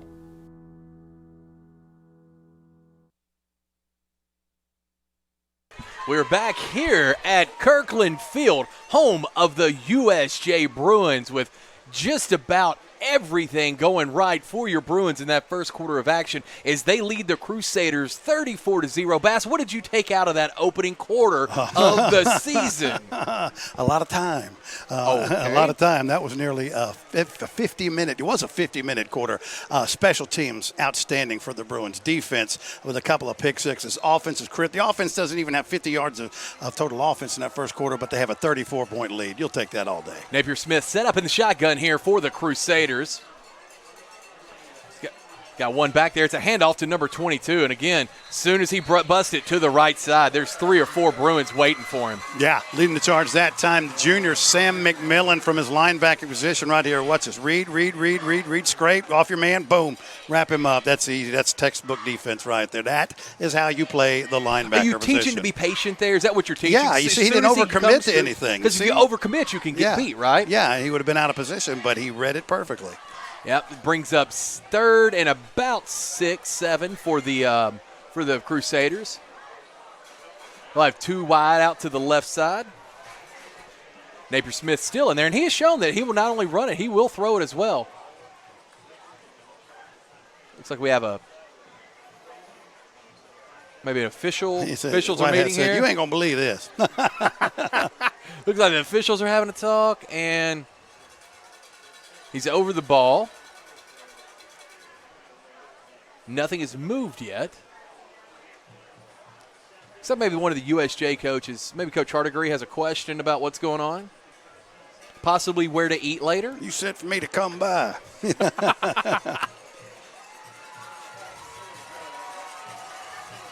Yeah, still no movement of the ball here. Yeah, and this is such a mismatch that it's. And you say, well, it's the first game for everybody, and the officials too. But there's no flow to this. You know what I mean? This is not like a regular game, so you don't have a whole lot of flow for anybody here. Except maybe the special teams for USJ. They look like they're squared away. Yeah, maybe. Yeah, the special teams is looking great. Coach Strapp, Coach Hardigree over there. I think that's Tommy Powell, right? Am I misjudging that there down on the field in the white hat? I don't know Tommy Powell, so. Well, he looks just like a guy I know named Tommy Powell from Bells, Tennessee. What up, Tommy, if that's you and you go back and watch this game later? Hope everything's treated you well over the past 32 years. 3rd and 7. I have no idea what this conversation would be about. Yeah, I don't know either. Looks like they're coming back on the field. Maybe they'll just play ball. Ever anything weird happen like that when you're playing at Kingsbury for the Kingsmen? The Kingsmen? Wasn't that what y'all heard, Kingsbury Kingsmen? No. All right. We were the Falcons. Who are we? The mighty Falcons. Mighty Falcons. You got that right. You played Austin P, too. You're the Austin PP. You down with Austin PP. You know me, baby. The Governors, baby. Let's go, P. You should have said it with an English accent. All right, here we go. Looks like not it is English. It's going to, not with that attitude, you're not. Looks like it's going to remain 3rd down for sure. It's a lot of neon. Just a short break. Oh, they're saying, you know what they're trying to do? They're trying to get the clock's attention to run the clock. That's what they're doing. They're pointing up to the press box here. I see Coach Strapp pointing up here. They want the clock to run. That's what the run. That's what the discussion was about. So they are going to do it? It looks like, yeah. See how Coach Strapp and everybody is looking up here? Yeah, I have seen this before. Both sides. So here's how this would play out since we're still in the first half. Both sides would have to agree with this. Anything it's over 30 points here, normally that would start in the second half. It used to be 35, right? Last year it was 35. Right, it's been 35 forever. Right, and they moved it to 30 this year. But I think since both sides agreed to it, they're going to run it early is going to be my best guess, is they're looking for the clock operator. Do we know that to be the – I mean – I know that they're looking at there's only so many reasons you look up at the press box, and in this situation – well, we're up here. What do you think Coach Strapp's asking us where They're we're going to go fans. eat. Well, They're they probably fans of are. the show. They're probably fans of the show. Everybody Talks. You can listen to it every Monday through Friday, 8:30 to 11 on 101.5. You can watch us and download our app on Roku Fire Stick. You could download the app and watch it on WNWSTV.com. I think it's just WNWS, but you can watch us online there. One thing we saw last year, and it was with Liberty, I think it was against Southside, in the second half, they reduced the quarters to eight minutes. And that thing lasted literally about 16, 17 minutes. I'd forgotten all about that. You're exactly right. Don't know if we're in for that tonight, but it's certainly a possibility. At this point, anything's possible. I believe in you, Bass. By the way, got a score for you late stages of the second quarter. South Gibson leading Lexington 21-10 in Lexington. All right, they're big start for the Hornets there. All right, here we go. Okay, yeah, they've dropped it 8 minutes and 8 seconds. Okay, now so in the that's second quarter. that's They're going exactly what I was 8-minute talking quarters. about. Good call. You called it better than I called it. I'm stunned. Napier Smith has the ball. He rolls hard to his left side. He's got a little bit of action there. Big time gain. Second first down for the Crusaders as he's pushed out right around the 45-yard line. Let's see. Let's take a look at the defense and see if there was any breakdowns there. But see, Napier Smith, that's why you got to have him back there and switch it up a little bit. Williamson offers you the better passing opportunities, but those feet right there are the most dangerous that Liberty has. And that edge was a little soft that time, and he accelerated and picked up the first. And after a 2 or 3 minute break like that, if you're a Bruin defender, is it kind of complacency? You never want it to set in, but is it kind of different coming back from that? Well, see, here's a problem. Look, the clock is not running. Looks like first. So we're going to stop it on first downs and just reduce it to 8 minutes and play it a regular quarter? Napier Smith hands the ball off to number 23, and he's immediately met by a Bruin in the backfield. That's going to be at least a 1 or 2 yard loss. Well, that's a young man that's been in this program for quite a long time. That's Parker Barnes. Watch the recognition. Sees what's happening. Look at Parker Barnes take that angle. Boom! Hit that ball carrier. Drive through. Wrap up. Take him down to the ground for about a half-yard loss. I'll tell you what, Coach Hardigree in this defense, I love the technical side of the game right here. They are really tackling well. Other than that one, when he came up from safe position and through the shoulder, they've wrapped up form tackling great considering we're in the second quarter of the first game of the season. 2nd and 10. Parker Barnes said, yeah, that's enough first downs on this drive. 2nd and 12, 11 we'll call it here for the Crusaders. Napier Smith has the ball. He decides to keep it. Looks like he may pass. Nothing's there. Decides to throw that ball. He throws it short. He had a man open downfield, number 84. I just don't think he had the arm on the run to make that 35, 40-yard pass. Well, I mean, to say that he was open, now the defender did come up a little bit once he saw the ball released. Right. But you're right. He did have a man, and as his quarterback's rolling, surveying, keeping his eyes downfield like you do, but just had nothing on that ball. You look, there's not a defender within 20 yards of that receiver who's behind the defense. Well, and I think that, Williamson's probably the air-it-out guy. Napier Smith's more of the run-the-wildcat guy, maybe short passes and stuff. And you don't mind that exchange because, as you saw on that first down a minute ago, his feet keeps them in the game offensively. Yeah. All right, here we go. 3rd and 11 now for the Crusaders. Napier Smith stays at quarterback here. Still set up in the shotgun. Clean snap. He rolls again to his right. Oh, this time that pass is intercepted again by you-know-who, number 8, Jace Barksdale. He's going to take it to the end zone. I do see a flag on the field, but yet another interception by Barksdale. Now, the interception's going to count, but this is probably going to be a block in the back, and that's exactly what it is. Barksdale would have completed the superfecta in the first half. I don't think I'd ever seen anybody do what he would have done at this point in a football game or even for a whole football game. We'll see what we've got. Napier Smith rolling, looking, throws across, the ball floats on him, and, of course, there's Barksdale. Let's see if we can find this block in the back. We'll see if we'll see it here.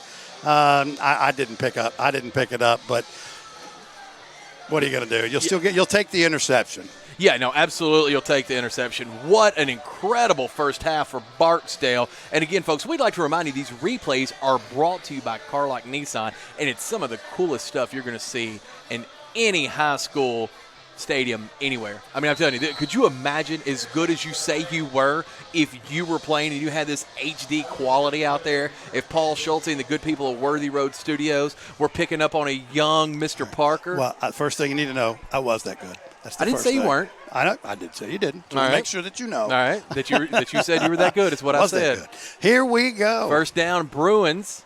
Ball's going to be spotted right around the 45-yard line. I know you were good. I'm just playing with you. Pettigrew is back, airs it out. Really nice pass to you. Guess who? Barksdale. You have left side. It's a stiff arm. He's taken all the way out of bounds, but not after a first down for your Bruins. Take a look at this right here. And we're going to go back to the replay. And you're going to see Barksdale in that right H slot right there, and he's going to release off the line, and it's just a three-little release. Boom, nobody there, and he does the rest. I mean, that's, again, I don't like to keep calling it pitch and catch, but it keeps being that. There's nobody on him. Thompson-Smith Insurance, first down for the Bruins. Pettigrew sets up again. He's going to air it out once again, and if you're hot, you're hot. Why not give it to Barksdale one more time? That's another Thompson and Smith. First down, Bruins. Well, watch, I won't even call it a quick slant. It's just a slant. Watch, a slight delay here by Barksdale. Off line of scrimmage, stops, release. Nobody's on me. I slant right to the middle of the hash, then do the rest after the completion. Yeah, Barksdale hit it hard at the middle. Looks like we have a Crusader down here. I didn't see the injury.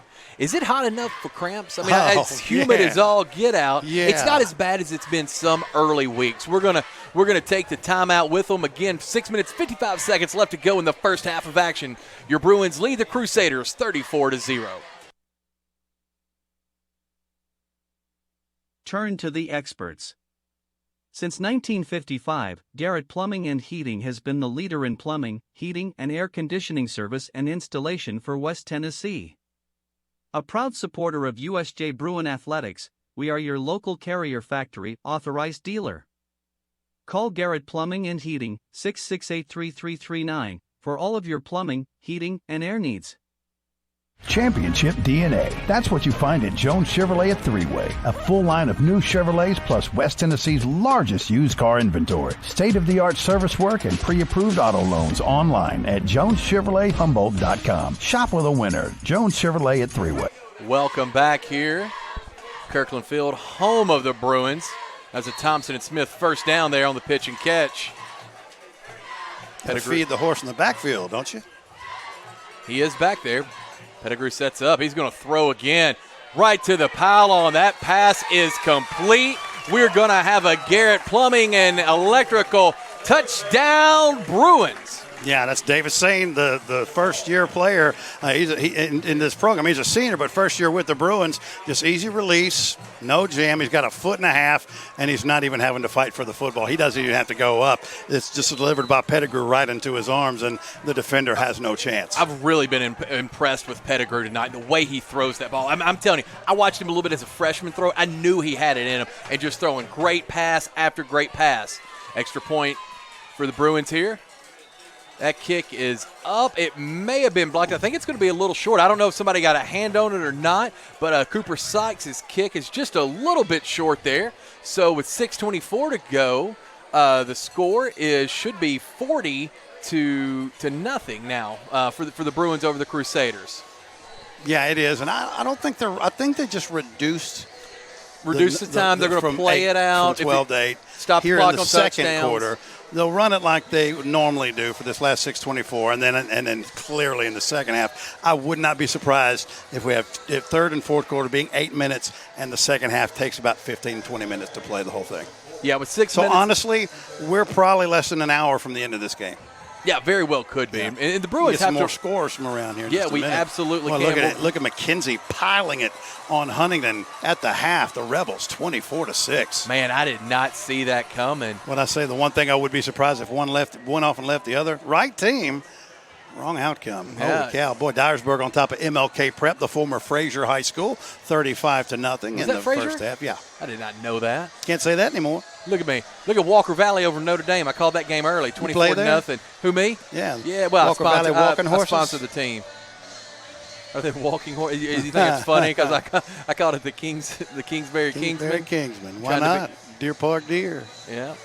Some other scores around the area. I'm trying to get our system to update here. There's a lot of stuff going on. And some things. And yet more stuff. All right, the Bruins back on to kick it off. 2 Crusaders deep to receive. Really nice kick all the way down to the 5-yard line for the Bruins.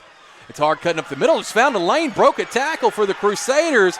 Broke another tackle. He's still on his feet. That ball is going to be brought down to about the 48-yard line, and I saw some laundry, Bass. I don't know if this is going to be a horse collar or maybe a face. It should be on the end of the play on the tackle, but that's Napier Smith once again. This is what we're telling you about. You got to get the ball in this kid's hands as many times as possible. By far their most explosive player. Yeah, really, really good return there. Broken tackle, loses that hand for leverage, stays up. And here, that's going to be a horse collar, looks like, on the tackle. I do believe, but I'll let the Whitehead tell you. And he agrees with me. Look at you. I got lucky. At this point, you're just doing the job for them. You think they just listen to the broadcast here? You can find us on USJ's Facebook page. Watch us all season long if you're not able to make the game, or if you want to go back and watch it later. It's the BallGame Blitz TV show produced by Worthy Road Studios. I'm Chuck Walker, and I'm with my very best friend, Seabass, who pays for all my after-dinner meals as we travel around this fair state this year. Bringing you high school football. I won't say no to that. Good. Then I may get some stuff to gas go. Gas money's out. I got a lot. Gas money's going to be out. I know. I can't believe that. I'm going to get a new car. I think we should get like a truck. What do you like riding a truck? Like fine, I'll drive. All right, you drive. I'll drive to Union City. We better leave now. I'm about to say, we're going to, as soon as this game's over, we'll be starting our voyage, or not our voyage, our trek to Union City. Nicholson back in at quarterback. It's a handoff up the middle. Looks to be about a 6-yard gain here for the Crusaders. Yeah, and if you're the Crusaders, you want to live in that neighborhood right now. Yeah, you want to live in that neighborhood, and for some reason the clock is not running, the game clock. I'm sure it's something that they have worked out. Don't know if there's an issue at the time, but it's sitting on 6 minutes. So we don't know exactly how much time is left here in the second quarter. But right now, if I'm Liberty, I'm just living in between the tackles, man, working on power football, trying to figure some things out. You're clearly outgunned here. Just work on some plays here. You want to get positive plays. That's what you got to do. Yeah, Lewis Henry there on the Harris on the carry for the Crusaders. Williamson stays in at quarterback, still in shotgun, one man behind him. Hands off up the middle, and it's immediately closed down. Right. We tried to run it through the B gap, and it was shut down immediately by Sam McMillan there. Well, but let's go back and watch. I want you to watch the Liberty offensive line. Now watch their first move. All 5, straight up in the air. That's a running play. So what is your job as an offensive lineman? What are you supposed to do? Trying to open up a hole, right? Trying to create something. You stay low. You fire out. Every one of them stood straight up in there. I want to come on here and say, man, what a great play by the defensive line. And they did fine. They did their job, but it was a very easy job because all the offensive line literally stood straight up. Can't have that. Williamson back in shotgun again for the Crusaders. Looking about 3rd and 4 here. Looks back. He's going to drop back to pass. Surveys the field. He's rolling out to his right. He's going to dump it off. Little bit of room here. It looks like it may be a short gain, maybe a 1 or 2 yard gain. Not enough for a first down. But I think he's got the first. You think he's got the first? He's right at it, buddy. Yeah. Looks like they're moving the chains. Good call there. I saw it differently. That was a great find that time by the quarterback because I'm surveying the coverage on the back and there's just nothing there, and he finds his release valve over in the right flat. Jace Barksdale comes off the field limping there. If you're a Bruins fan, you sure don't want to see that in a 40-0 game in the second quarter with 5 minutes and 40 seconds left. Yeah, first down is taken. Looks like there is going to be a television timeout taken out on the field. We will be right back.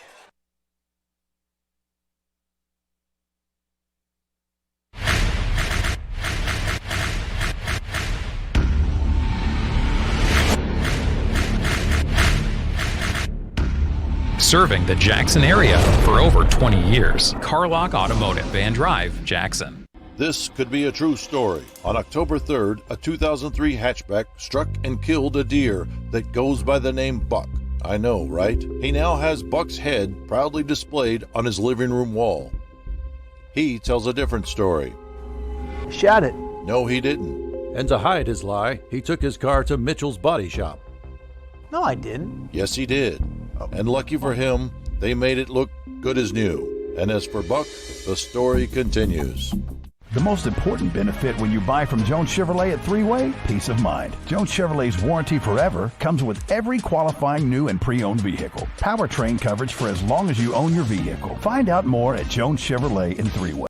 At McCoy's Heating and Air, we realize there are more than enough things to worry about on a day-to-day basis. With our new 10-year all-inclusive package, your home comfort doesn't have to be one of them. For one low monthly payment, you can purchase a brand new York unit with full maintenance and repair coverage for 10 years with approved credit. No hassle, no stress, just complete coverage for your comfort and convenience. Contact McCoy's Heating and Air at 731-668-7492 or visit airmccoy.com to schedule your free new AC estimate today. Thompson & Smith, the area's premier independent insurance brokerage, has been serving families and businesses in the region through its founding companies since 1927. With their many insurance company partners, Thompson & Smith provides insurance products for family, home and auto, contractors, retailers, restaurants, manufacturers, medical and dental clinics, as well as any other business or organization seeking quality coverage, risk management expertise and customer-focused service. Call them today to discuss your insurance needs. Downtown is thriving and the Blacksmith restaurant is leading the pack. From the rustic dining room to the unmatched patio, eating local with family is what we're about. Live local, eat local, relax local. This is how we Friday night. How do you Friday night? This is how we Friday night. This is how we Friday night. This is how we Friday night. No matter how you Friday night, you always win at Kaufman's. At Alive Hydration Drip Spa, we offer top-of-the-line IV nutritional therapy, which has a wide variety of health benefits. From immune system boosters and skin care, fatigue, energy, and even hangover relief, you can be sure we have an IV blend that's right for you. All of our blends are administered by one of our experienced nurses in a spa setting to ensure you leave feeling re-energized and refreshed. Give us a call or visit our website to book your appointment today. We have what it takes to make you feel alive again at Alive Hydration Drip Spa. We realize you have a busy lifestyle, and at the Bank of Jackson, we're here to help you fulfill all of your financial needs, personal and business loans, mortgages, online banking and bill pay, and so much more. Serving the Jackson area for 25 years. The Bank of Jackson, your down-home community bank. You belong here. Member FDIC Equal Housing Lender.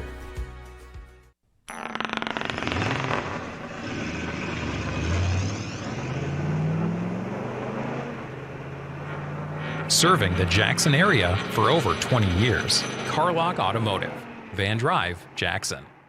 At Arrington Funeral Directors, we accept all prearranged funerals. So you may have prearranged your funeral in this town with another funeral home or even in another state, but we accept all prearranged funerals because we're here to serve families. The most important benefit when you buy from Jones Chevrolet at Three-Way? Peace of mind. Jones Chevrolet's warranty forever comes with every qualifying new and pre-owned vehicle. Powertrain coverage for as long as you own your vehicle. Find out more at Jones Chevrolet in Three-Way.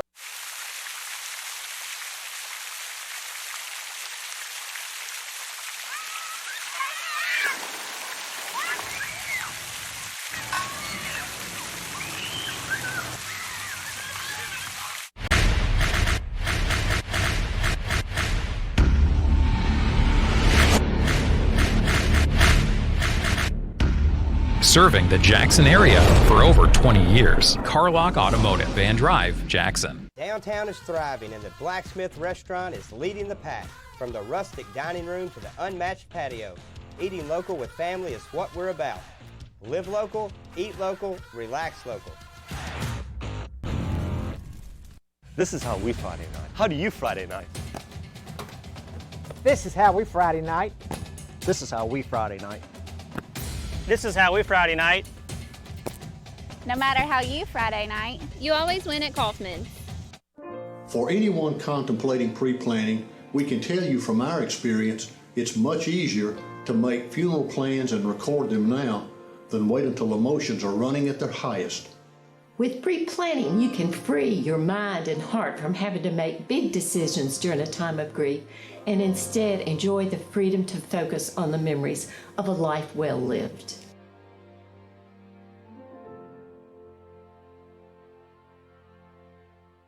At Alive Hydration Drip Spa, we offer top-of-the-line IV nutritional therapy, which has a wide variety of health benefits. From immune system boosters and skin care, fatigue, energy, and even hangover relief, you can be sure we have an IV blend that's right for you. All of our blends are administered by one of our experienced nurses in a spa setting to ensure you leave feeling re-energized and refreshed. Give us a call or visit our website to book your appointment today.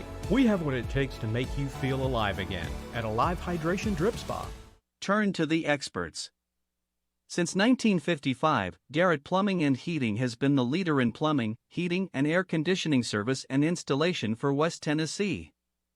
A proud supporter of USJ Bruin Athletics, we are your local Carrier Factory authorized dealer.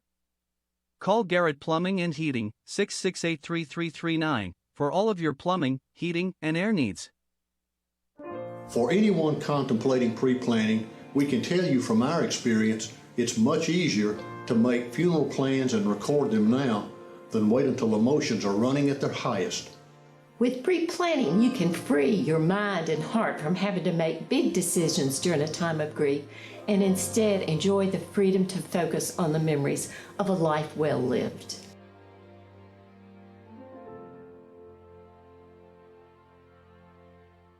Lifestyle Vision, located at Thompson Farms, offers patient-centered comprehensive eye exams. Select your new look with our latest styles from exclusive brands. Come see us Monday through Friday 8 to 5 or schedule an appointment anytime online. Lifestyle Vision, where compassion meets commitment.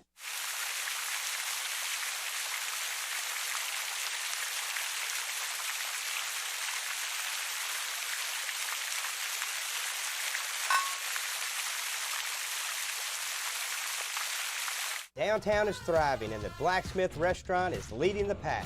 From the rustic dining room to the unmatched patio, eating local with family is what we're about. Live local, eat local, relax local.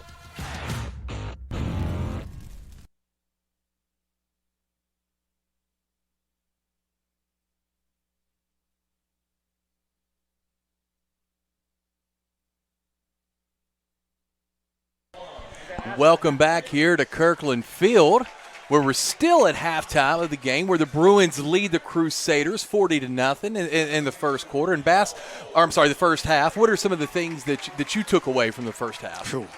It's tough. These are the games that it's tough for. So I'm glad I got you here. For the most part, USJ is sharp. A few things here and there that you could look. There's no such thing as a perfect half of football. Even if it's perfect, it's not perfect. And a coach is going to find some things. We told you the pick six that came back due to a personal foul that was totally unnecessary. Other than that, they've done everything they're supposed to do. Multiple touchdowns defensively. They had, two pick sixes, one that would have been a third pick six but got called back for a block in the back, so you could take a look at that. I think special teams has been fantastic. They've returned a punt for a touchdown. And offensively, as I said, offensively, they don't have 100 yards in this first half, but they have a 40-0 lead, and that's about the matchup far more than anything else, and finding other ways to make points. And the beauty of that is you can count on that. It's never going to be easier than it is tonight. The rest of the year, it's not. So it's only going to get prospectively harder. But you love to see that, even because you know what the toughest thing to do in a game like this, if you're on the good side of 40-0, stay tight, stay focused, stay disciplined, keep your concentration. Yep. It's like, remember when you're driveway basketball and you're playing somebody and you're way better than they are. Happen all the time. You're not going to play your best basketball. When did Michael Jordan play his best basketball? Was it against 20 and 45 teams? No. It was when their money was on the line against the best of the best. Yeah. So for them to keep their concentration for the most part, when it's a very distracting type of game, that was a 50-minute first quarter, I think it speaks well to a team playing their first regular season game of the year. Yeah, no, I don't doubt that a bit. One of the points of concern, the biggest points of concern, I think right now, as we saw just one snap before the end of the first half, we did see junior superstar Jace Barksdale come off the field. He's had a punt return for a touchdown. He's had an interception for a touchdown. He scored 4 times in the first quarter. Seeing him limp off to the sideline was obviously, got everybody in Carlock Stadium a little bit nervous.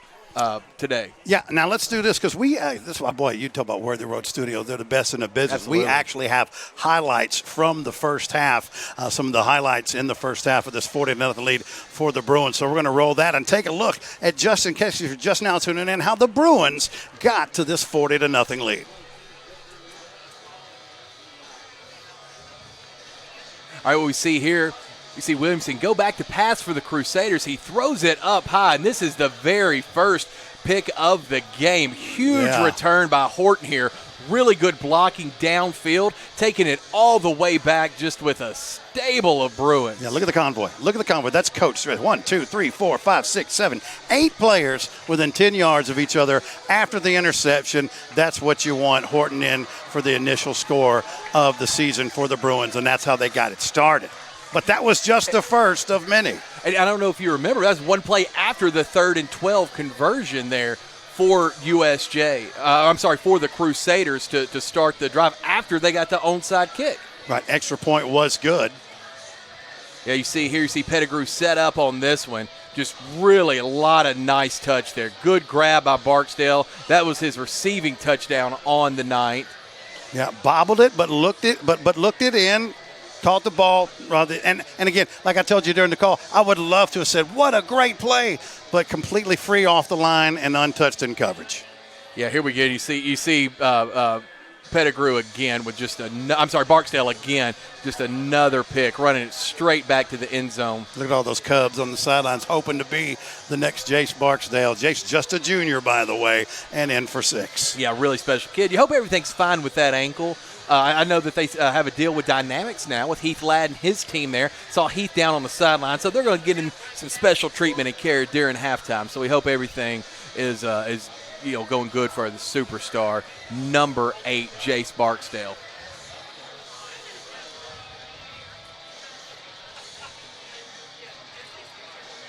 Another pass here. Here's Pettigrew again.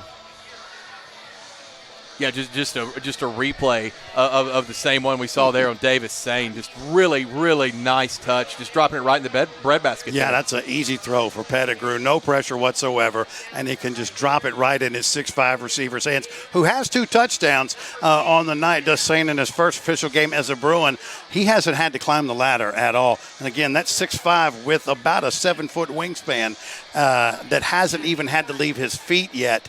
I would like to see him have to. Just to try. I know he can, but there were some things that I saw when I scouted him. Wanted him to be a little tougher, go up and win 50-50 balls, use his height. You see, if you notice right there, little bit of separation. As it takes that left hand, just gets a little bit of separation, no call. You'll take that all day long. Yeah, a lot of potential there for him. And just a junior, is that correct there? For a senior. No, he that's is a senior connection. The junior is Barksdale. Yeah, the junior. Which has got to make a lot of people very unhappy who are playing the Bruins next year. Yeah, absolutely. And this year, by the way. Yeah, it looks like an absolute stud out there. So great first half for the Bruins. Got a few more minutes. We're going to go back. We're going to go back to break. We'll pick it back up in just a couple of minutes. We'll update you from scores around the area. You are listening to Worthy Road Studios TV show BallGame Blitz. We'll be right back. Tired of being seen and not heard? At Lifestyle Vision, we believe in patient-centered quality eye care for West Tennessee, which is why we are locally owned and operated. Come see us Monday through Friday, 8 to 5, or schedule an appointment anytime online. Lifestyle Vision, where compassion meets commitment. It's time for the 4th annual Lifeline Car Giveaway. And Joe Mahan Ford is proud to donate a car again this year. Give blood with Lifeline between Memorial Day and Labor Day for a chance to win a 2019 Ford EcoSport. Join Lifeline. And Joe Mahan Ford and give blood this summer. Downtown is thriving and the Blacksmith Restaurant is leading the pack. From the rustic dining room to the unmatched patio, eating local with family is what we're about. Live local, eat local, relax local. We offer live webcasting for families. It kind of came out of when so many warriors were going overseas to war. We have learned to offer families more choices, that we want to serve our families well and serve our families better.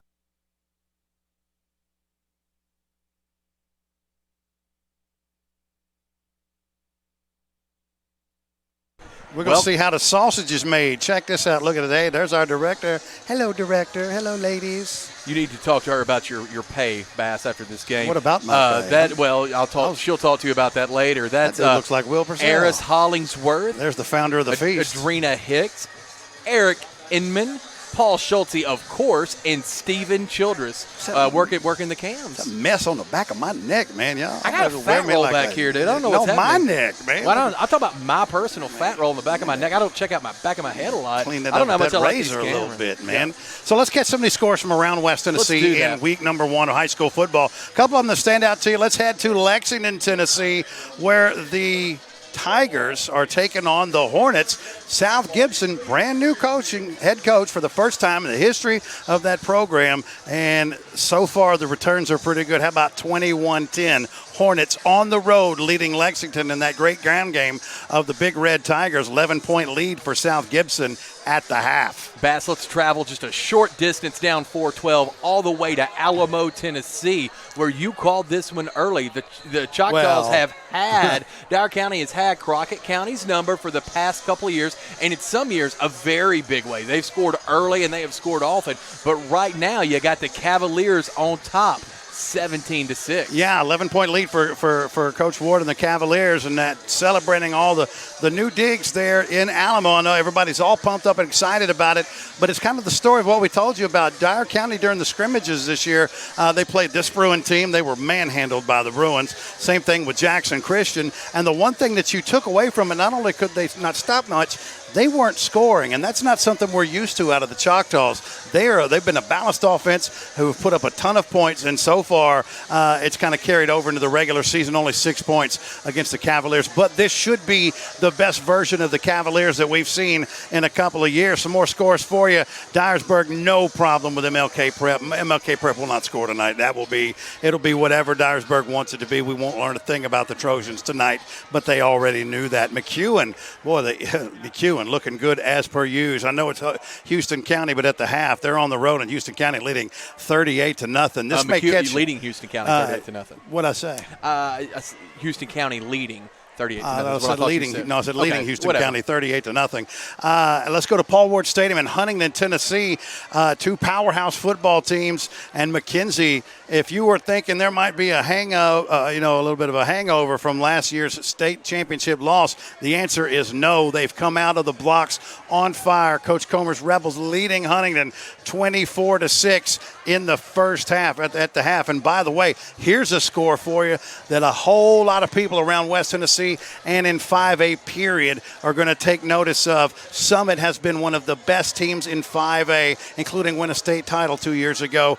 They're hosting Henry County. They have had the Patriots number the last couple of years. This game is at Summit, and right now, Henry County leads at the half 17-7. Let me tell you something. I've talked to a lot of people up there in Paris, and they feel like this team is loaded for bear and good enough to win a state championship. They got a great quarterback, a monster offensive line, and looks like that defense has showed up early as they have a 10-point lead on the road at Summit. That's a very big deal. Bass, I don't know if we've talked about this game, but I just saw it crawl across here.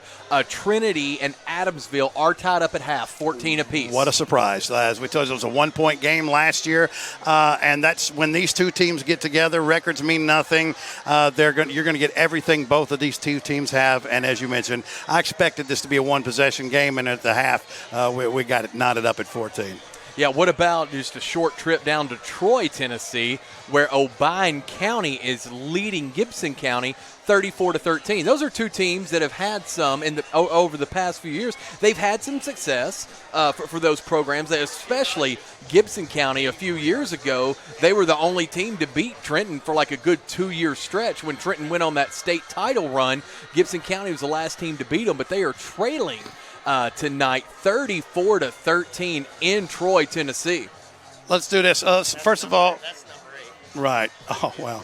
Thank you, Lawrence. Our good friend Lawrence, statistician for the Crusaders, been that way for a long time. Give you a few stats here at the half for the Crusaders. 17 carries, is that what we're talking about here? 17 carries for 25 yards and 42 total yards of offense. 3 of 10 through the air for 3 interceptions for the Crusaders. As we told you, for the Bruins, if you're looking for a whole lot of production offensively, they haven't had to. They have, 3 carries for 7 yards. 2 carries for 7 yards, 81 total yards, 6 of 7 through the air is Pettigrew for 3 touchdowns, no interceptions, and a total of 91 yards. They have 91 total yards and 40 points. And penalty-wise, Liberty 7 penalties for 40 yards. The Bruins 3 penalties for 40 yards. One of those penalties brings back a pick 6 touchdown on a personal foul, roughing the passer. And with Jace Barksdale, 74 yards receiving, 2 interceptions for 38 yards, a touchdown. He has 2 touchdowns receiving, and he ran 1 back. Yeah. But other than that, he hasn't done much. Yeah. Thank you, Lawrence. Unbelievable first half of football for Barksdale. And I look around down here as the teams enter come back out on the field again. I don't see him. I don't expect to see a whole lot of him in this second half of action. Do you? How about let's take a look at what's going on up in Tiptonville as a team that the Bruins will be playing next week will be on the road in Union City, Tennessee. And right now, Union City with 2 minutes left to go in Tiptonville on the road in the first half, leading Lake County. How about a nice warm mug of 35-0 Tornadoes with the lead over Lake County. Don't know if graduations hit Lake County really hard or Union City's loaded for bear. I think we'll find out next week. If memory serves correct, they lost 2 brothers last year. One was quarterback, one was receiver at Lake County, who were just really studs. And anytime you're a small school and you lose 2 big-time players like that, I'm sure a lot more. They're tough to replace. But, yeah, Union City, I'm telling you, Fred Hawks told me that this is a team to watch out for this year, and they are scoring early. We'll find out next week. Yeah, we'll see next week how the Cal ate the cabbage. No. What? Get your own. I'm sorry, what? Get your own. What do you mean? I know I didn't invent all words, but that's mine, not yours. What are you talking about? What do you mean? You're a play-by-play guy. You got to have your own catchphrases. You can't borrow mine. I've never heard you say that. I've never. If anyone has ever heard Bass say how the cow ate the cabbage, don't text in. Did you say don't? Yeah, don't text in. By the way, after this game is over, I will be heading back to the studios at Jackson's News Talk 101.5 FM. And I'll join Bryce Mott. We'll get to the post-game show going to 10 o'clock. Yeah, absolutely. Let's see. We have now, looks like we're setting up. The Bruins will kick off to start the second half. If you remember, the Crusaders led off the game with an onside kick, which they recovered to start the game. That was the thing. I don't know if they meant. I think it just went off the side of his foot. Well, or it's a heck of a kick. I mean, I haven't spoken to the young man. I don't know if he did it on purpose or not. It didn't go 10. That's the thing. It went 9.5. USJ touched, inadvertently they touched the ball. Yeah, right there, half yard short. What are you doing? All right, here we go. Set to kick off. That's number 9, Drew English. Yeah, I'm just double checking here. Big Daddy. I'm telling you, I'm going to go see Matt Hughes soon. These eyes have got me worried. Napier Smith sets a return. They're going to try. He's not going to get the ball this time. Instead, it's going to go to number 1, Corey Marshall. He cuts it back towards the middle.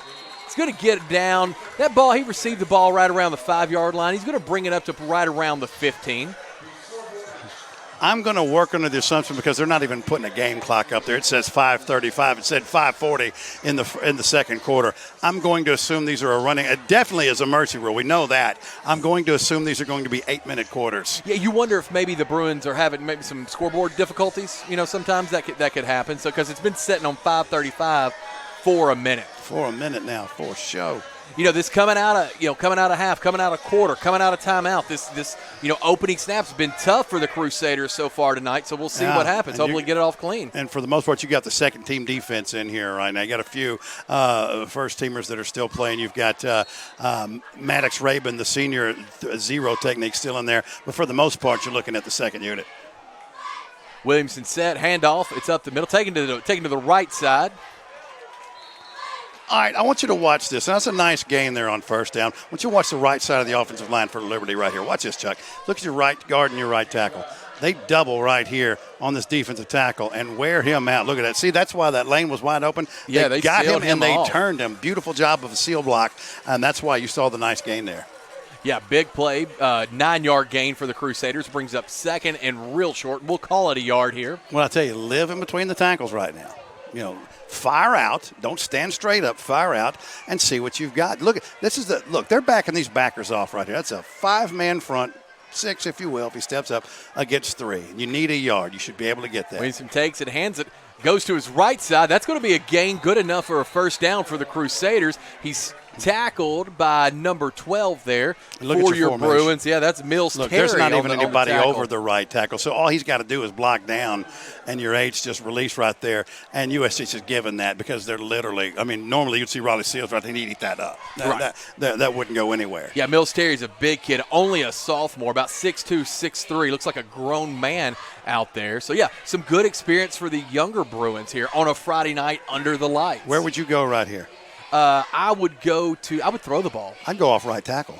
You going off right tackle? That's what I would do. Yeah, well, it looked like, it's worked in the past. Here we go, Williamson back. We got a is that a flag on the field? Yeah, it's a fall. Look, we're going to have a false start on the Crusaders. We're absolutely going to have a false start. That's going to back it up 5. You have 2 good plays. That's kind of the night it's been for the Crusaders. A couple of good things happen, then something bad. It's really tough to build on that momentum when, every couple snaps you're going backwards. Now, the one thing I will say is that I agree with you if you want to throw this ball because you're going to need it somewhere down the line. It's not going to make a hill of beans tonight.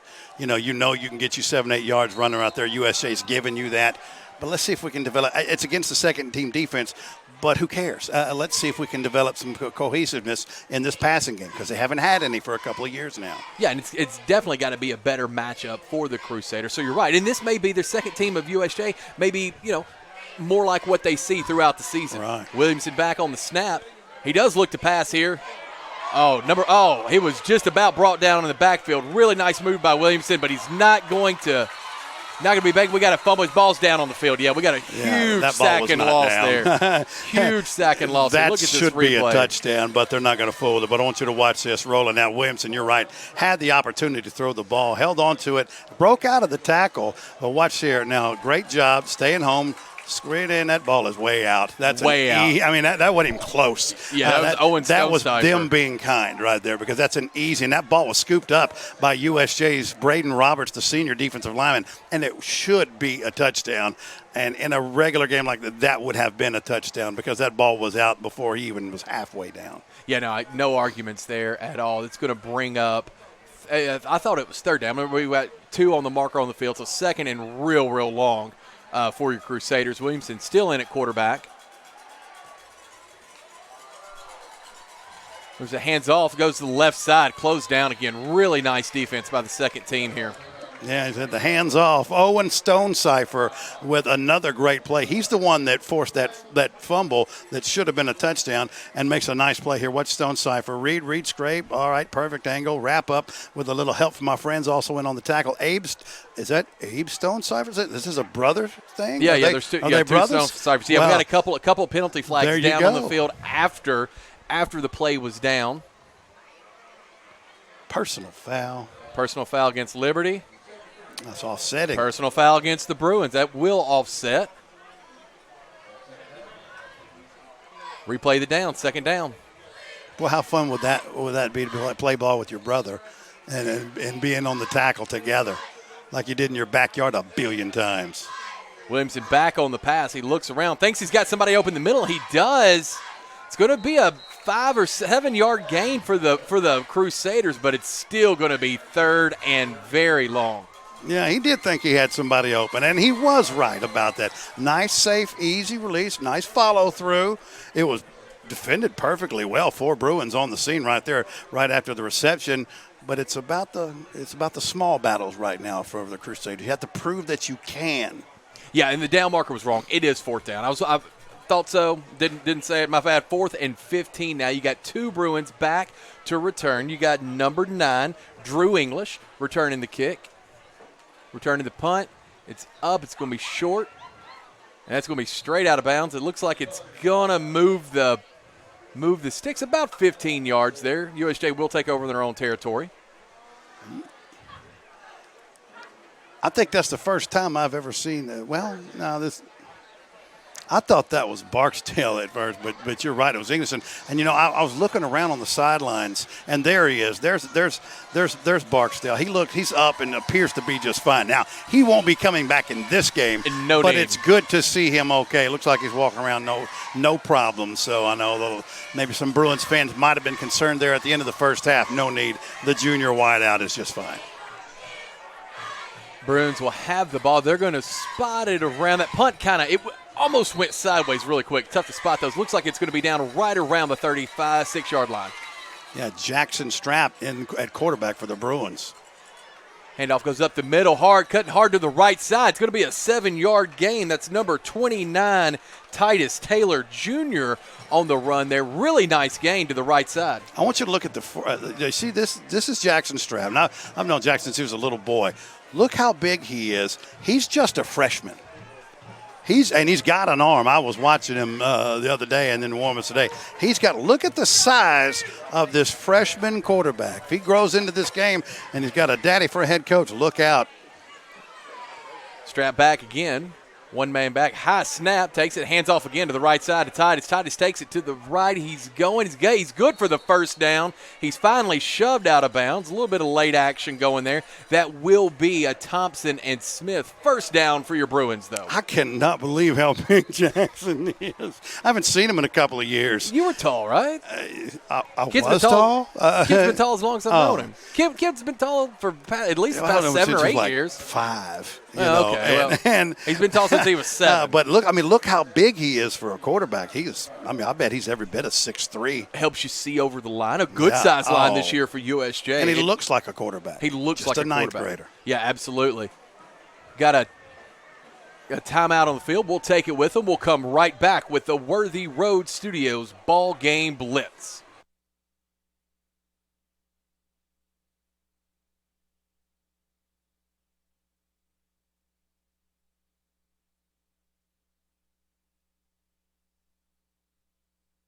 Welcome back here.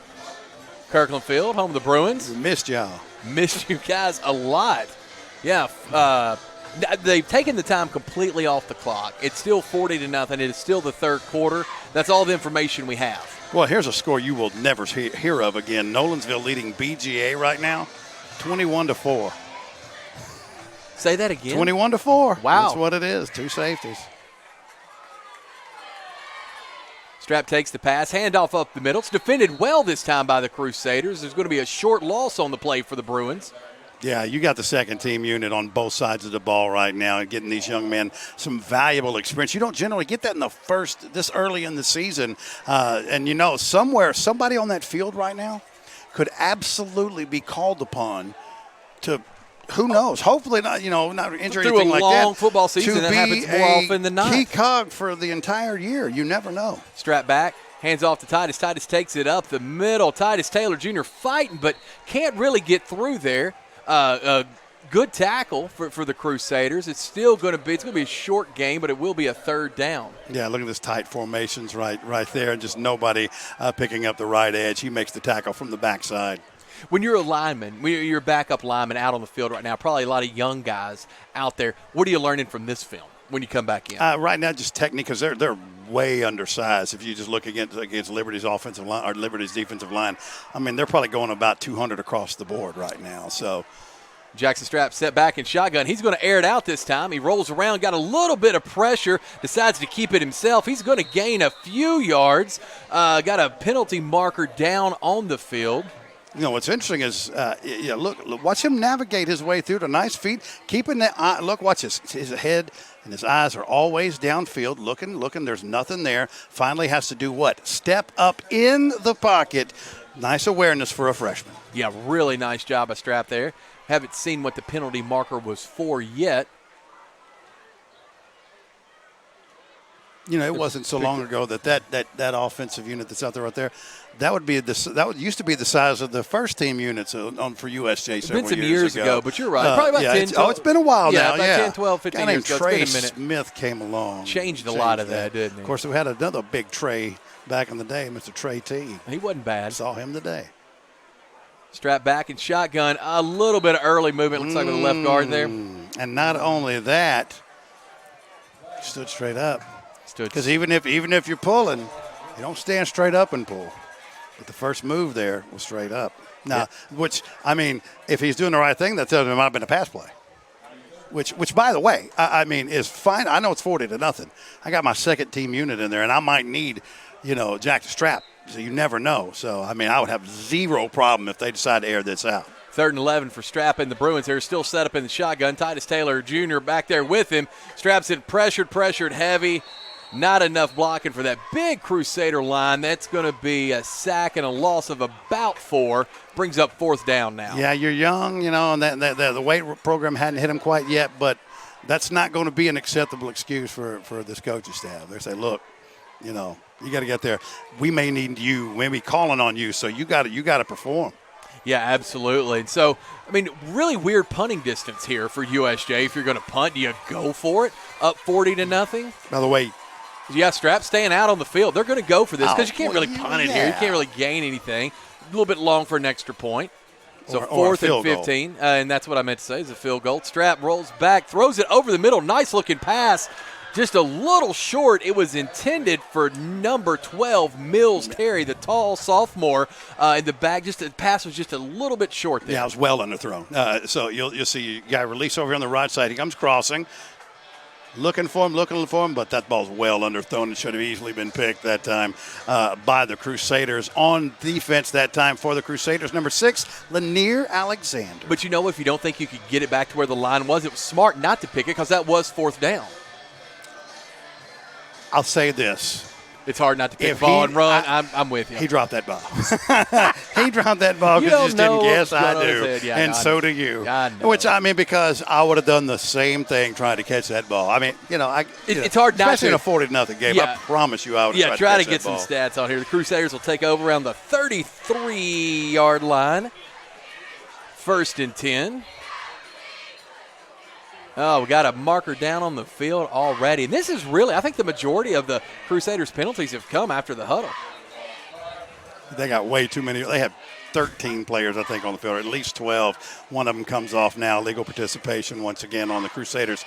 We saw that like 20 times last year in some games. This is only the second time that's happened. I mean, look, hey, the result is the same, but I promise y'all, this better. Liberty team, if they played last year's Liberty team, would win. The score would be about what it is now. I don't know that I disagree with that at all. Yeah. No, absolutely not at all. Williamson stays in as quarterback for the Crusaders. Hands it off, runs it up the middle. It's a hard run to the left side. Really, gaining some momentum there on his run. That is number 20 carrying the ball, and I've got my man's number right here. Jones, hard running to the left side of the field. It's going to be about a 5-6 yard gain, Bass. Well, this is the second time that Paul Jones is kind of, and that time just the angle wasn't quite right. He committed inside, but remember he missed a sack over here. He's getting great penetrations, nice build, good first step. But you got to be able to finish these. Yeah, Crusaders will have the ball right at 2nd and 5 here. Coming out of the huddle, I imagine we're going to see Williamson. No, he's looked pretty good. I like it when they mix up Napier Smith in there to run the ball around a little bit. Oh, yeah. But I like to see Williamson throw it a little bit. Indeed.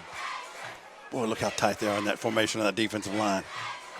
It's a handoff run up the middle. It's immediately closed down by the Bruins there. You're not getting the left side twice. Got another penalty down, but I've been very impressed tonight with senior linebacker Owen Stonecipher. Once again, I mean, he's just reading this perfectly. Look, step up. There's nobody there to block me now. It makes it much easier when there's nobody there. But he's breaking down. He's not getting caught. He's not getting beat back to the inside. Played well. Sure tackler. Penalty will be against the Crusaders. Looks like it's of the 10-yard variety. We're going to have 2nd and 15 now. Do we happen to know if we're in the third quarter? It says third quarter on that scoreboard. But it also said 6 minutes left to go in the first half when they went to the half. I don't know what to look at here. I don't know what to look at.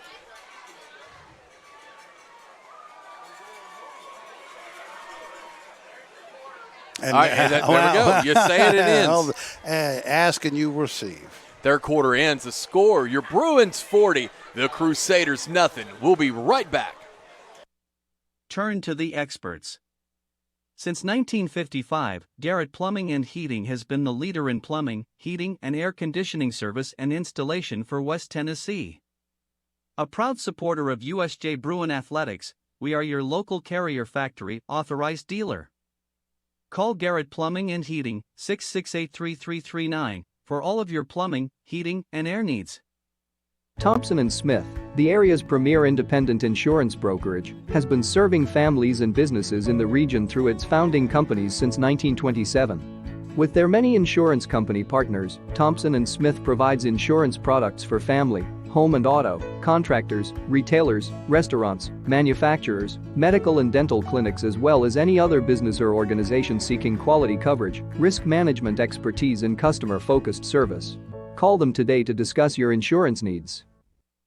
Thompson & Smith, the area's premier independent insurance broker. All right, back here at Kirkland Stadium, starting the fourth quarter, where the Bruins have a 40-0 lead so far against the Crusaders, and we think we're doing 8-minute quarters here, don't we?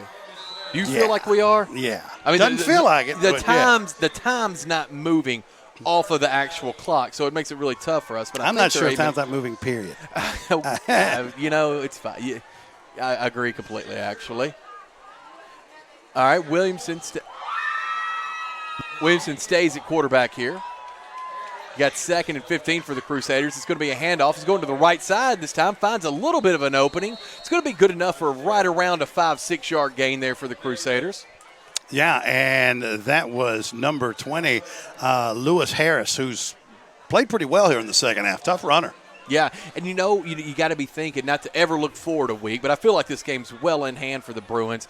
That 35-0 score against Lake County right now for the Union City Tornadoes, the Golden Tornadoes, and what could be next week in Union City, where there's all kinds of crazy things that happen there. I once got a ticket in Kenton. Yeah, That's I know. on the way. You said Kenton was dead to you. They are dead to me. I don't know how we're going to get there. That's on the way. We got white squirrels, so you go by and you visit those. Williamson set up back in the shotgun. He rolls out to his left side, looking for a pass, but it was immediately closed down. Huge sack there by number 35 for the Bruins. That is Miles Horton. Might as well. Big Brother had a pick six to start the scoring off for the season, but Horton, look at this angle. Look at him close. Holy cow. It came out of nowhere. Let me tell you something. Just a sophomore, but I don't care if it's second-team unit or not. The way he closed, you see that stride? I mean, he was making up ground quickly, chewing up ground. Yeah, big play. Big night for both the Horton boys tonight. Yeah, I know they're awful excited. Yeah, Bart and his wife down there. I heard Bart yell just a minute ago. It's exciting. It's so much more fun being a parent than being a player out there, especially when something big like that happens. I promise you. I promise you. Williamson I'll have back to take there. your word for that. We got a punt here by the Crusaders. Kick goes directly to the sideline toward the cheerleaders. Almost hit one of them. Almost. That's going to move the ball 5, 6, 7 yards from the line of scrimmage. USJ will take over. You get to see some more of the freshman Jackson Strapp and probably his junior running back, Titus Taylor Jr. They look pretty good. They do. I'd still like to. I mean, it's a fine line. I mean, you're at 40-0. I mean, you don't want to humiliate. Maybe you don't throw deep, but maybe little 5-yard outs. Right. Just swing flat, something, just to get some completions for the freshman quarterback.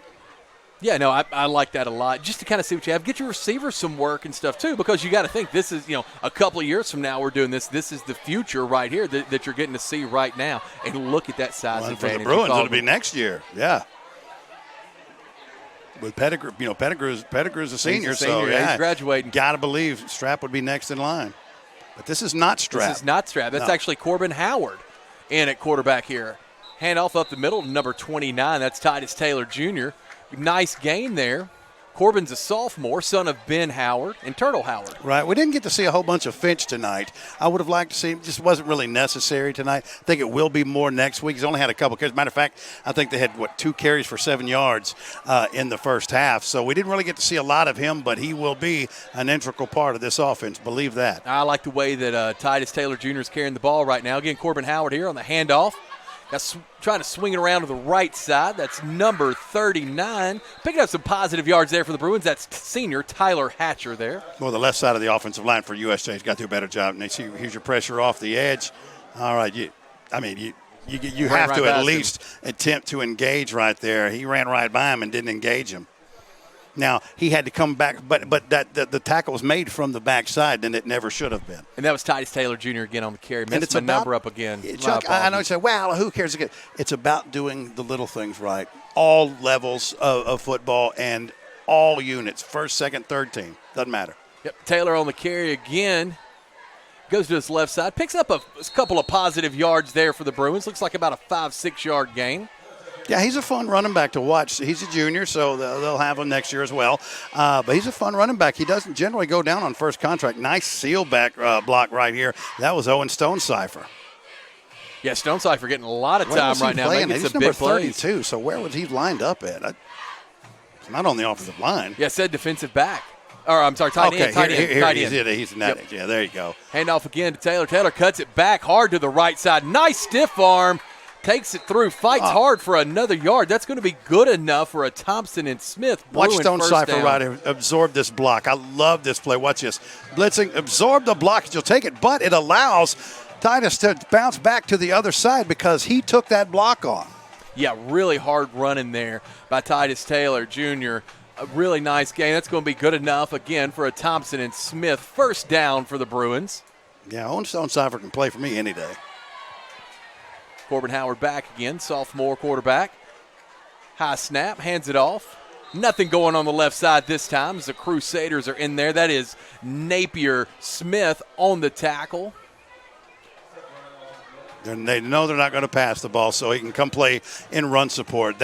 And he wasn't stacked in the box initially. He released just before the snap, timed it well, but that's just a product of knowing that USJ wasn't going to throw the football. That's why you have the luxury of releasing right there. Corbin Howard stays in at quarterback here.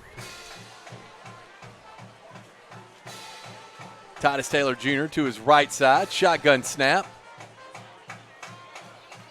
High snap. Another great cutback by Titus Taylor Jr. And this time, not enough Crusaders there. He carries it all the way for a Garrett Plumbing and Electrical touchdown for the Bruins. Watch this little hesitation right here by Titus. He gets the ball. Hold on, pop it back out. Now watch this right here. Oh, hang on. I'm going to accelerate, and he just jukes the defender, cuts back inside in the end zone. When I was watching, I was like, did he really just do that? I'm going to tell you what, second team or not, that was a beautiful run. Yeah, I like watching the kid run. I could tell when he cuts the ball back so well, and he's patient. He's patient at the line, getting through that first line of blocks there. Yeah, that was sweet. Extra point for USJ. Holds good.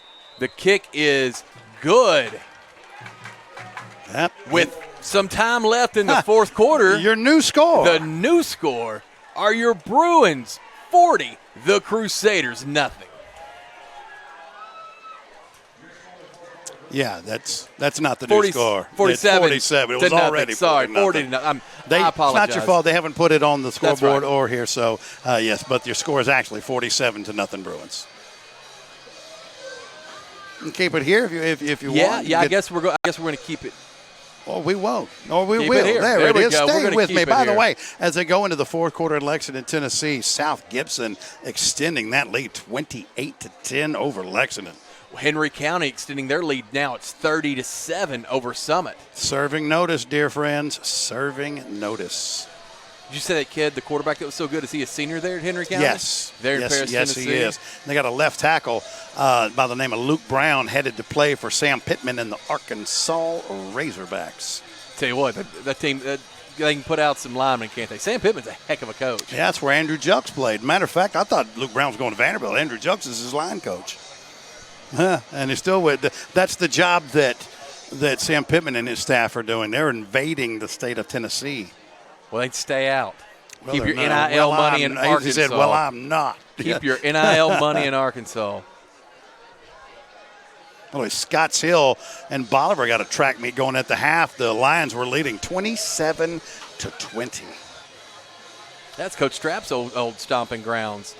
Drew English back to kick it off for the Bruins. 34-6 McKenzie going into the fourth quarter. Napier Smith and Corey Marshall back to return for the Crusaders.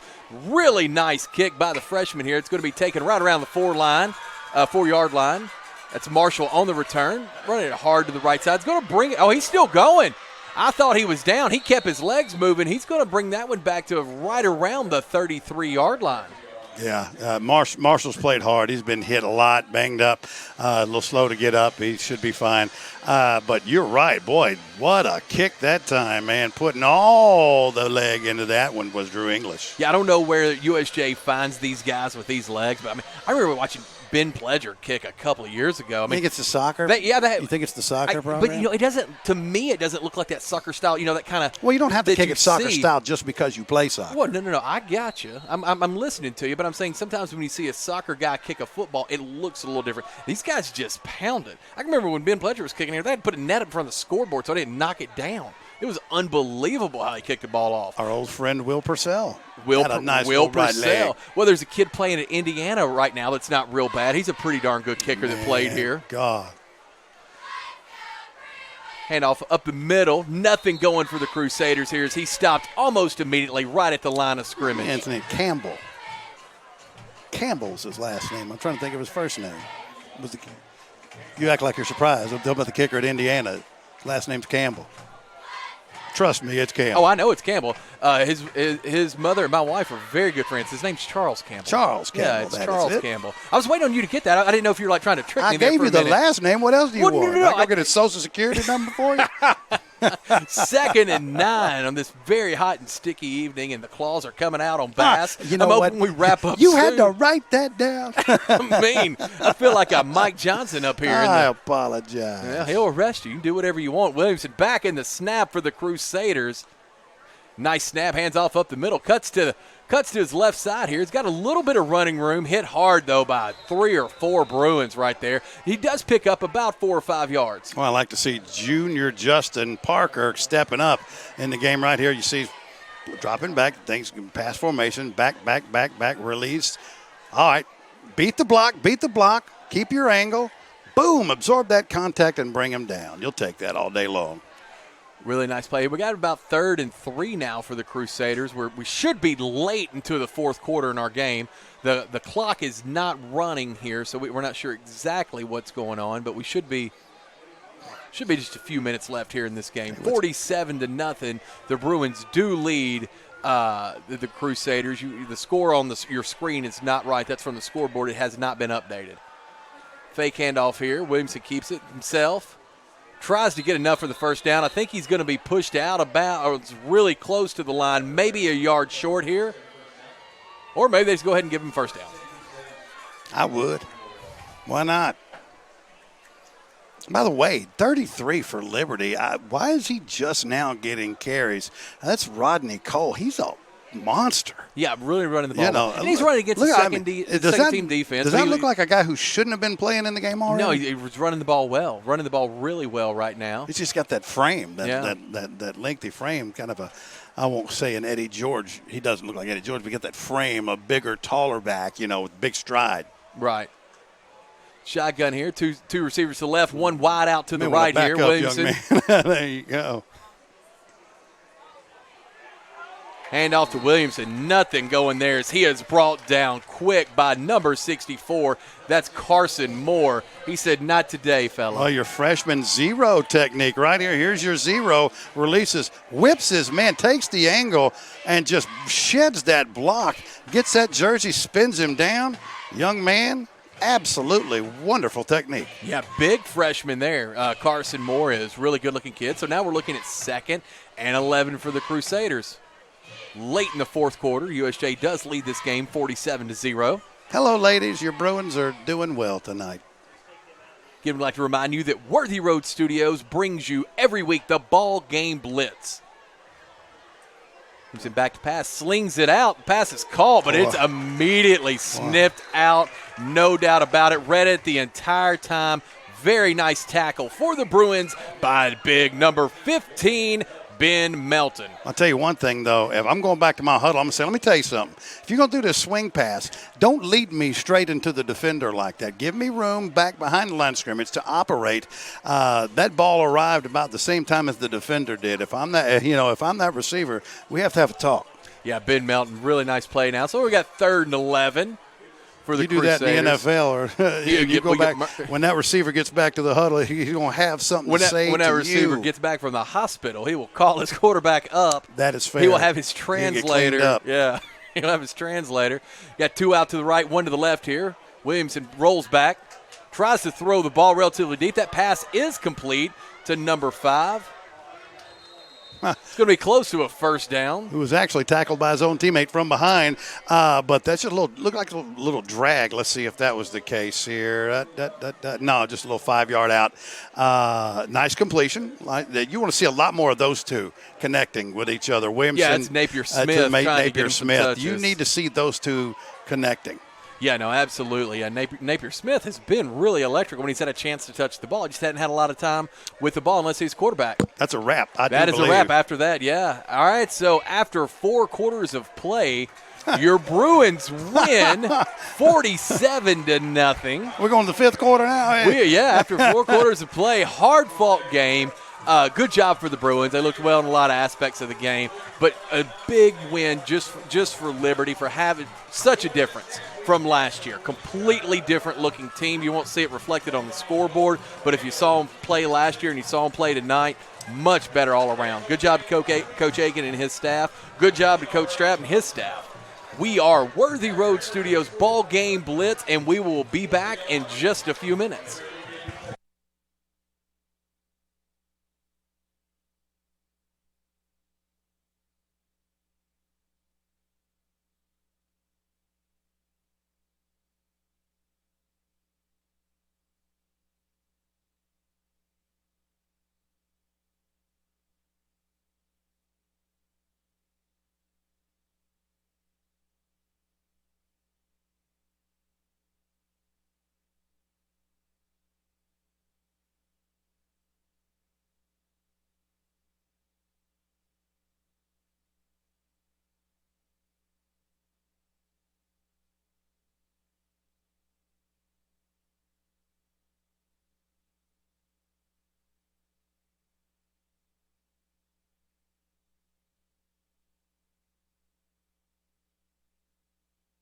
Thompson & Smith, the area's premier independent insurance brokerage, has been serving families and businesses in the region through its founding companies since 1927. With their many insurance company partners, Thompson & Smith provides insurance products for family, home and auto, contractors, retailers, restaurants, manufacturers, medical and dental clinics, as well as any other business or organization seeking quality coverage, risk management expertise and customer-focused service. Call them today to discuss your insurance needs. We offer live webcasting for families. It kind of came out of when so many warriors were going overseas to war.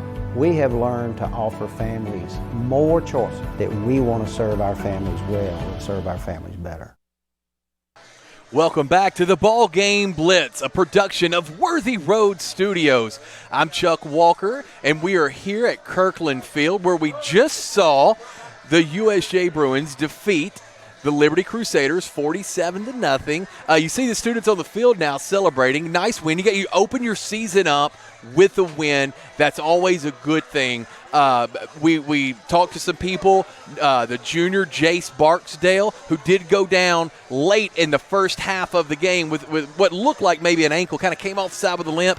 He looks fine now. He's walking around fine. He'll be good, ready for next week for what is now going to be a very big showdown with the Union City Golden Tornadoes, who at last look were leading Lake County 35-0 there in Lake County. Some other scores of note from our area tonight.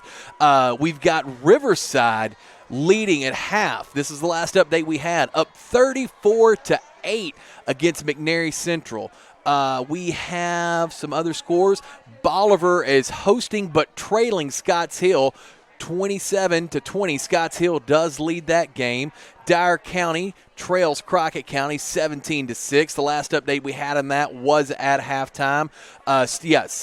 Said 2 minutes left in the second quarter. Union City well on their way to a victory in Lake County 35-0 with starting the fourth quarter now. McKenzie has extended that lead. They're up 34-6 against the Mustangs there in Huntington. Henry County with 10 minutes and 23 seconds to go in the fourth quarter of action.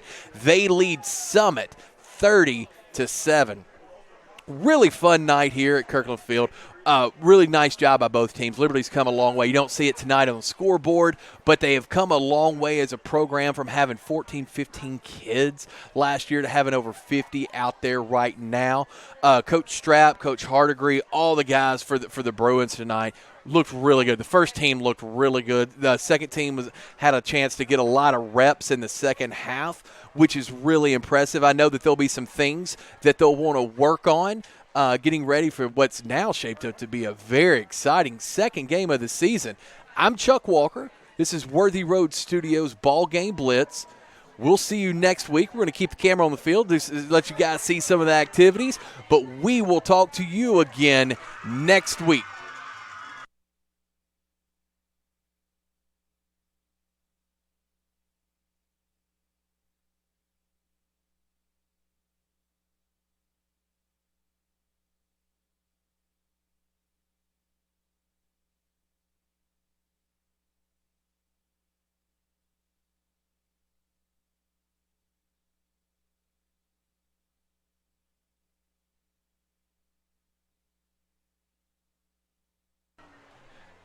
We'd like to thank our sponsors this evening, Worthy Road Studios. It's produced by Paul Schultze, directed by Eris Hollingsworth, cameras by Stephen Childress, Eric Inman, Adriana Hicks. The announcers were myself, Chuck Walker, and my compadre Seabass, and the executive producer, our leader, the overlord, if you will, Paul Schultze. We'll see you guys next week as the Union City Golden Tornadoes play host to us, the USJ Bruins.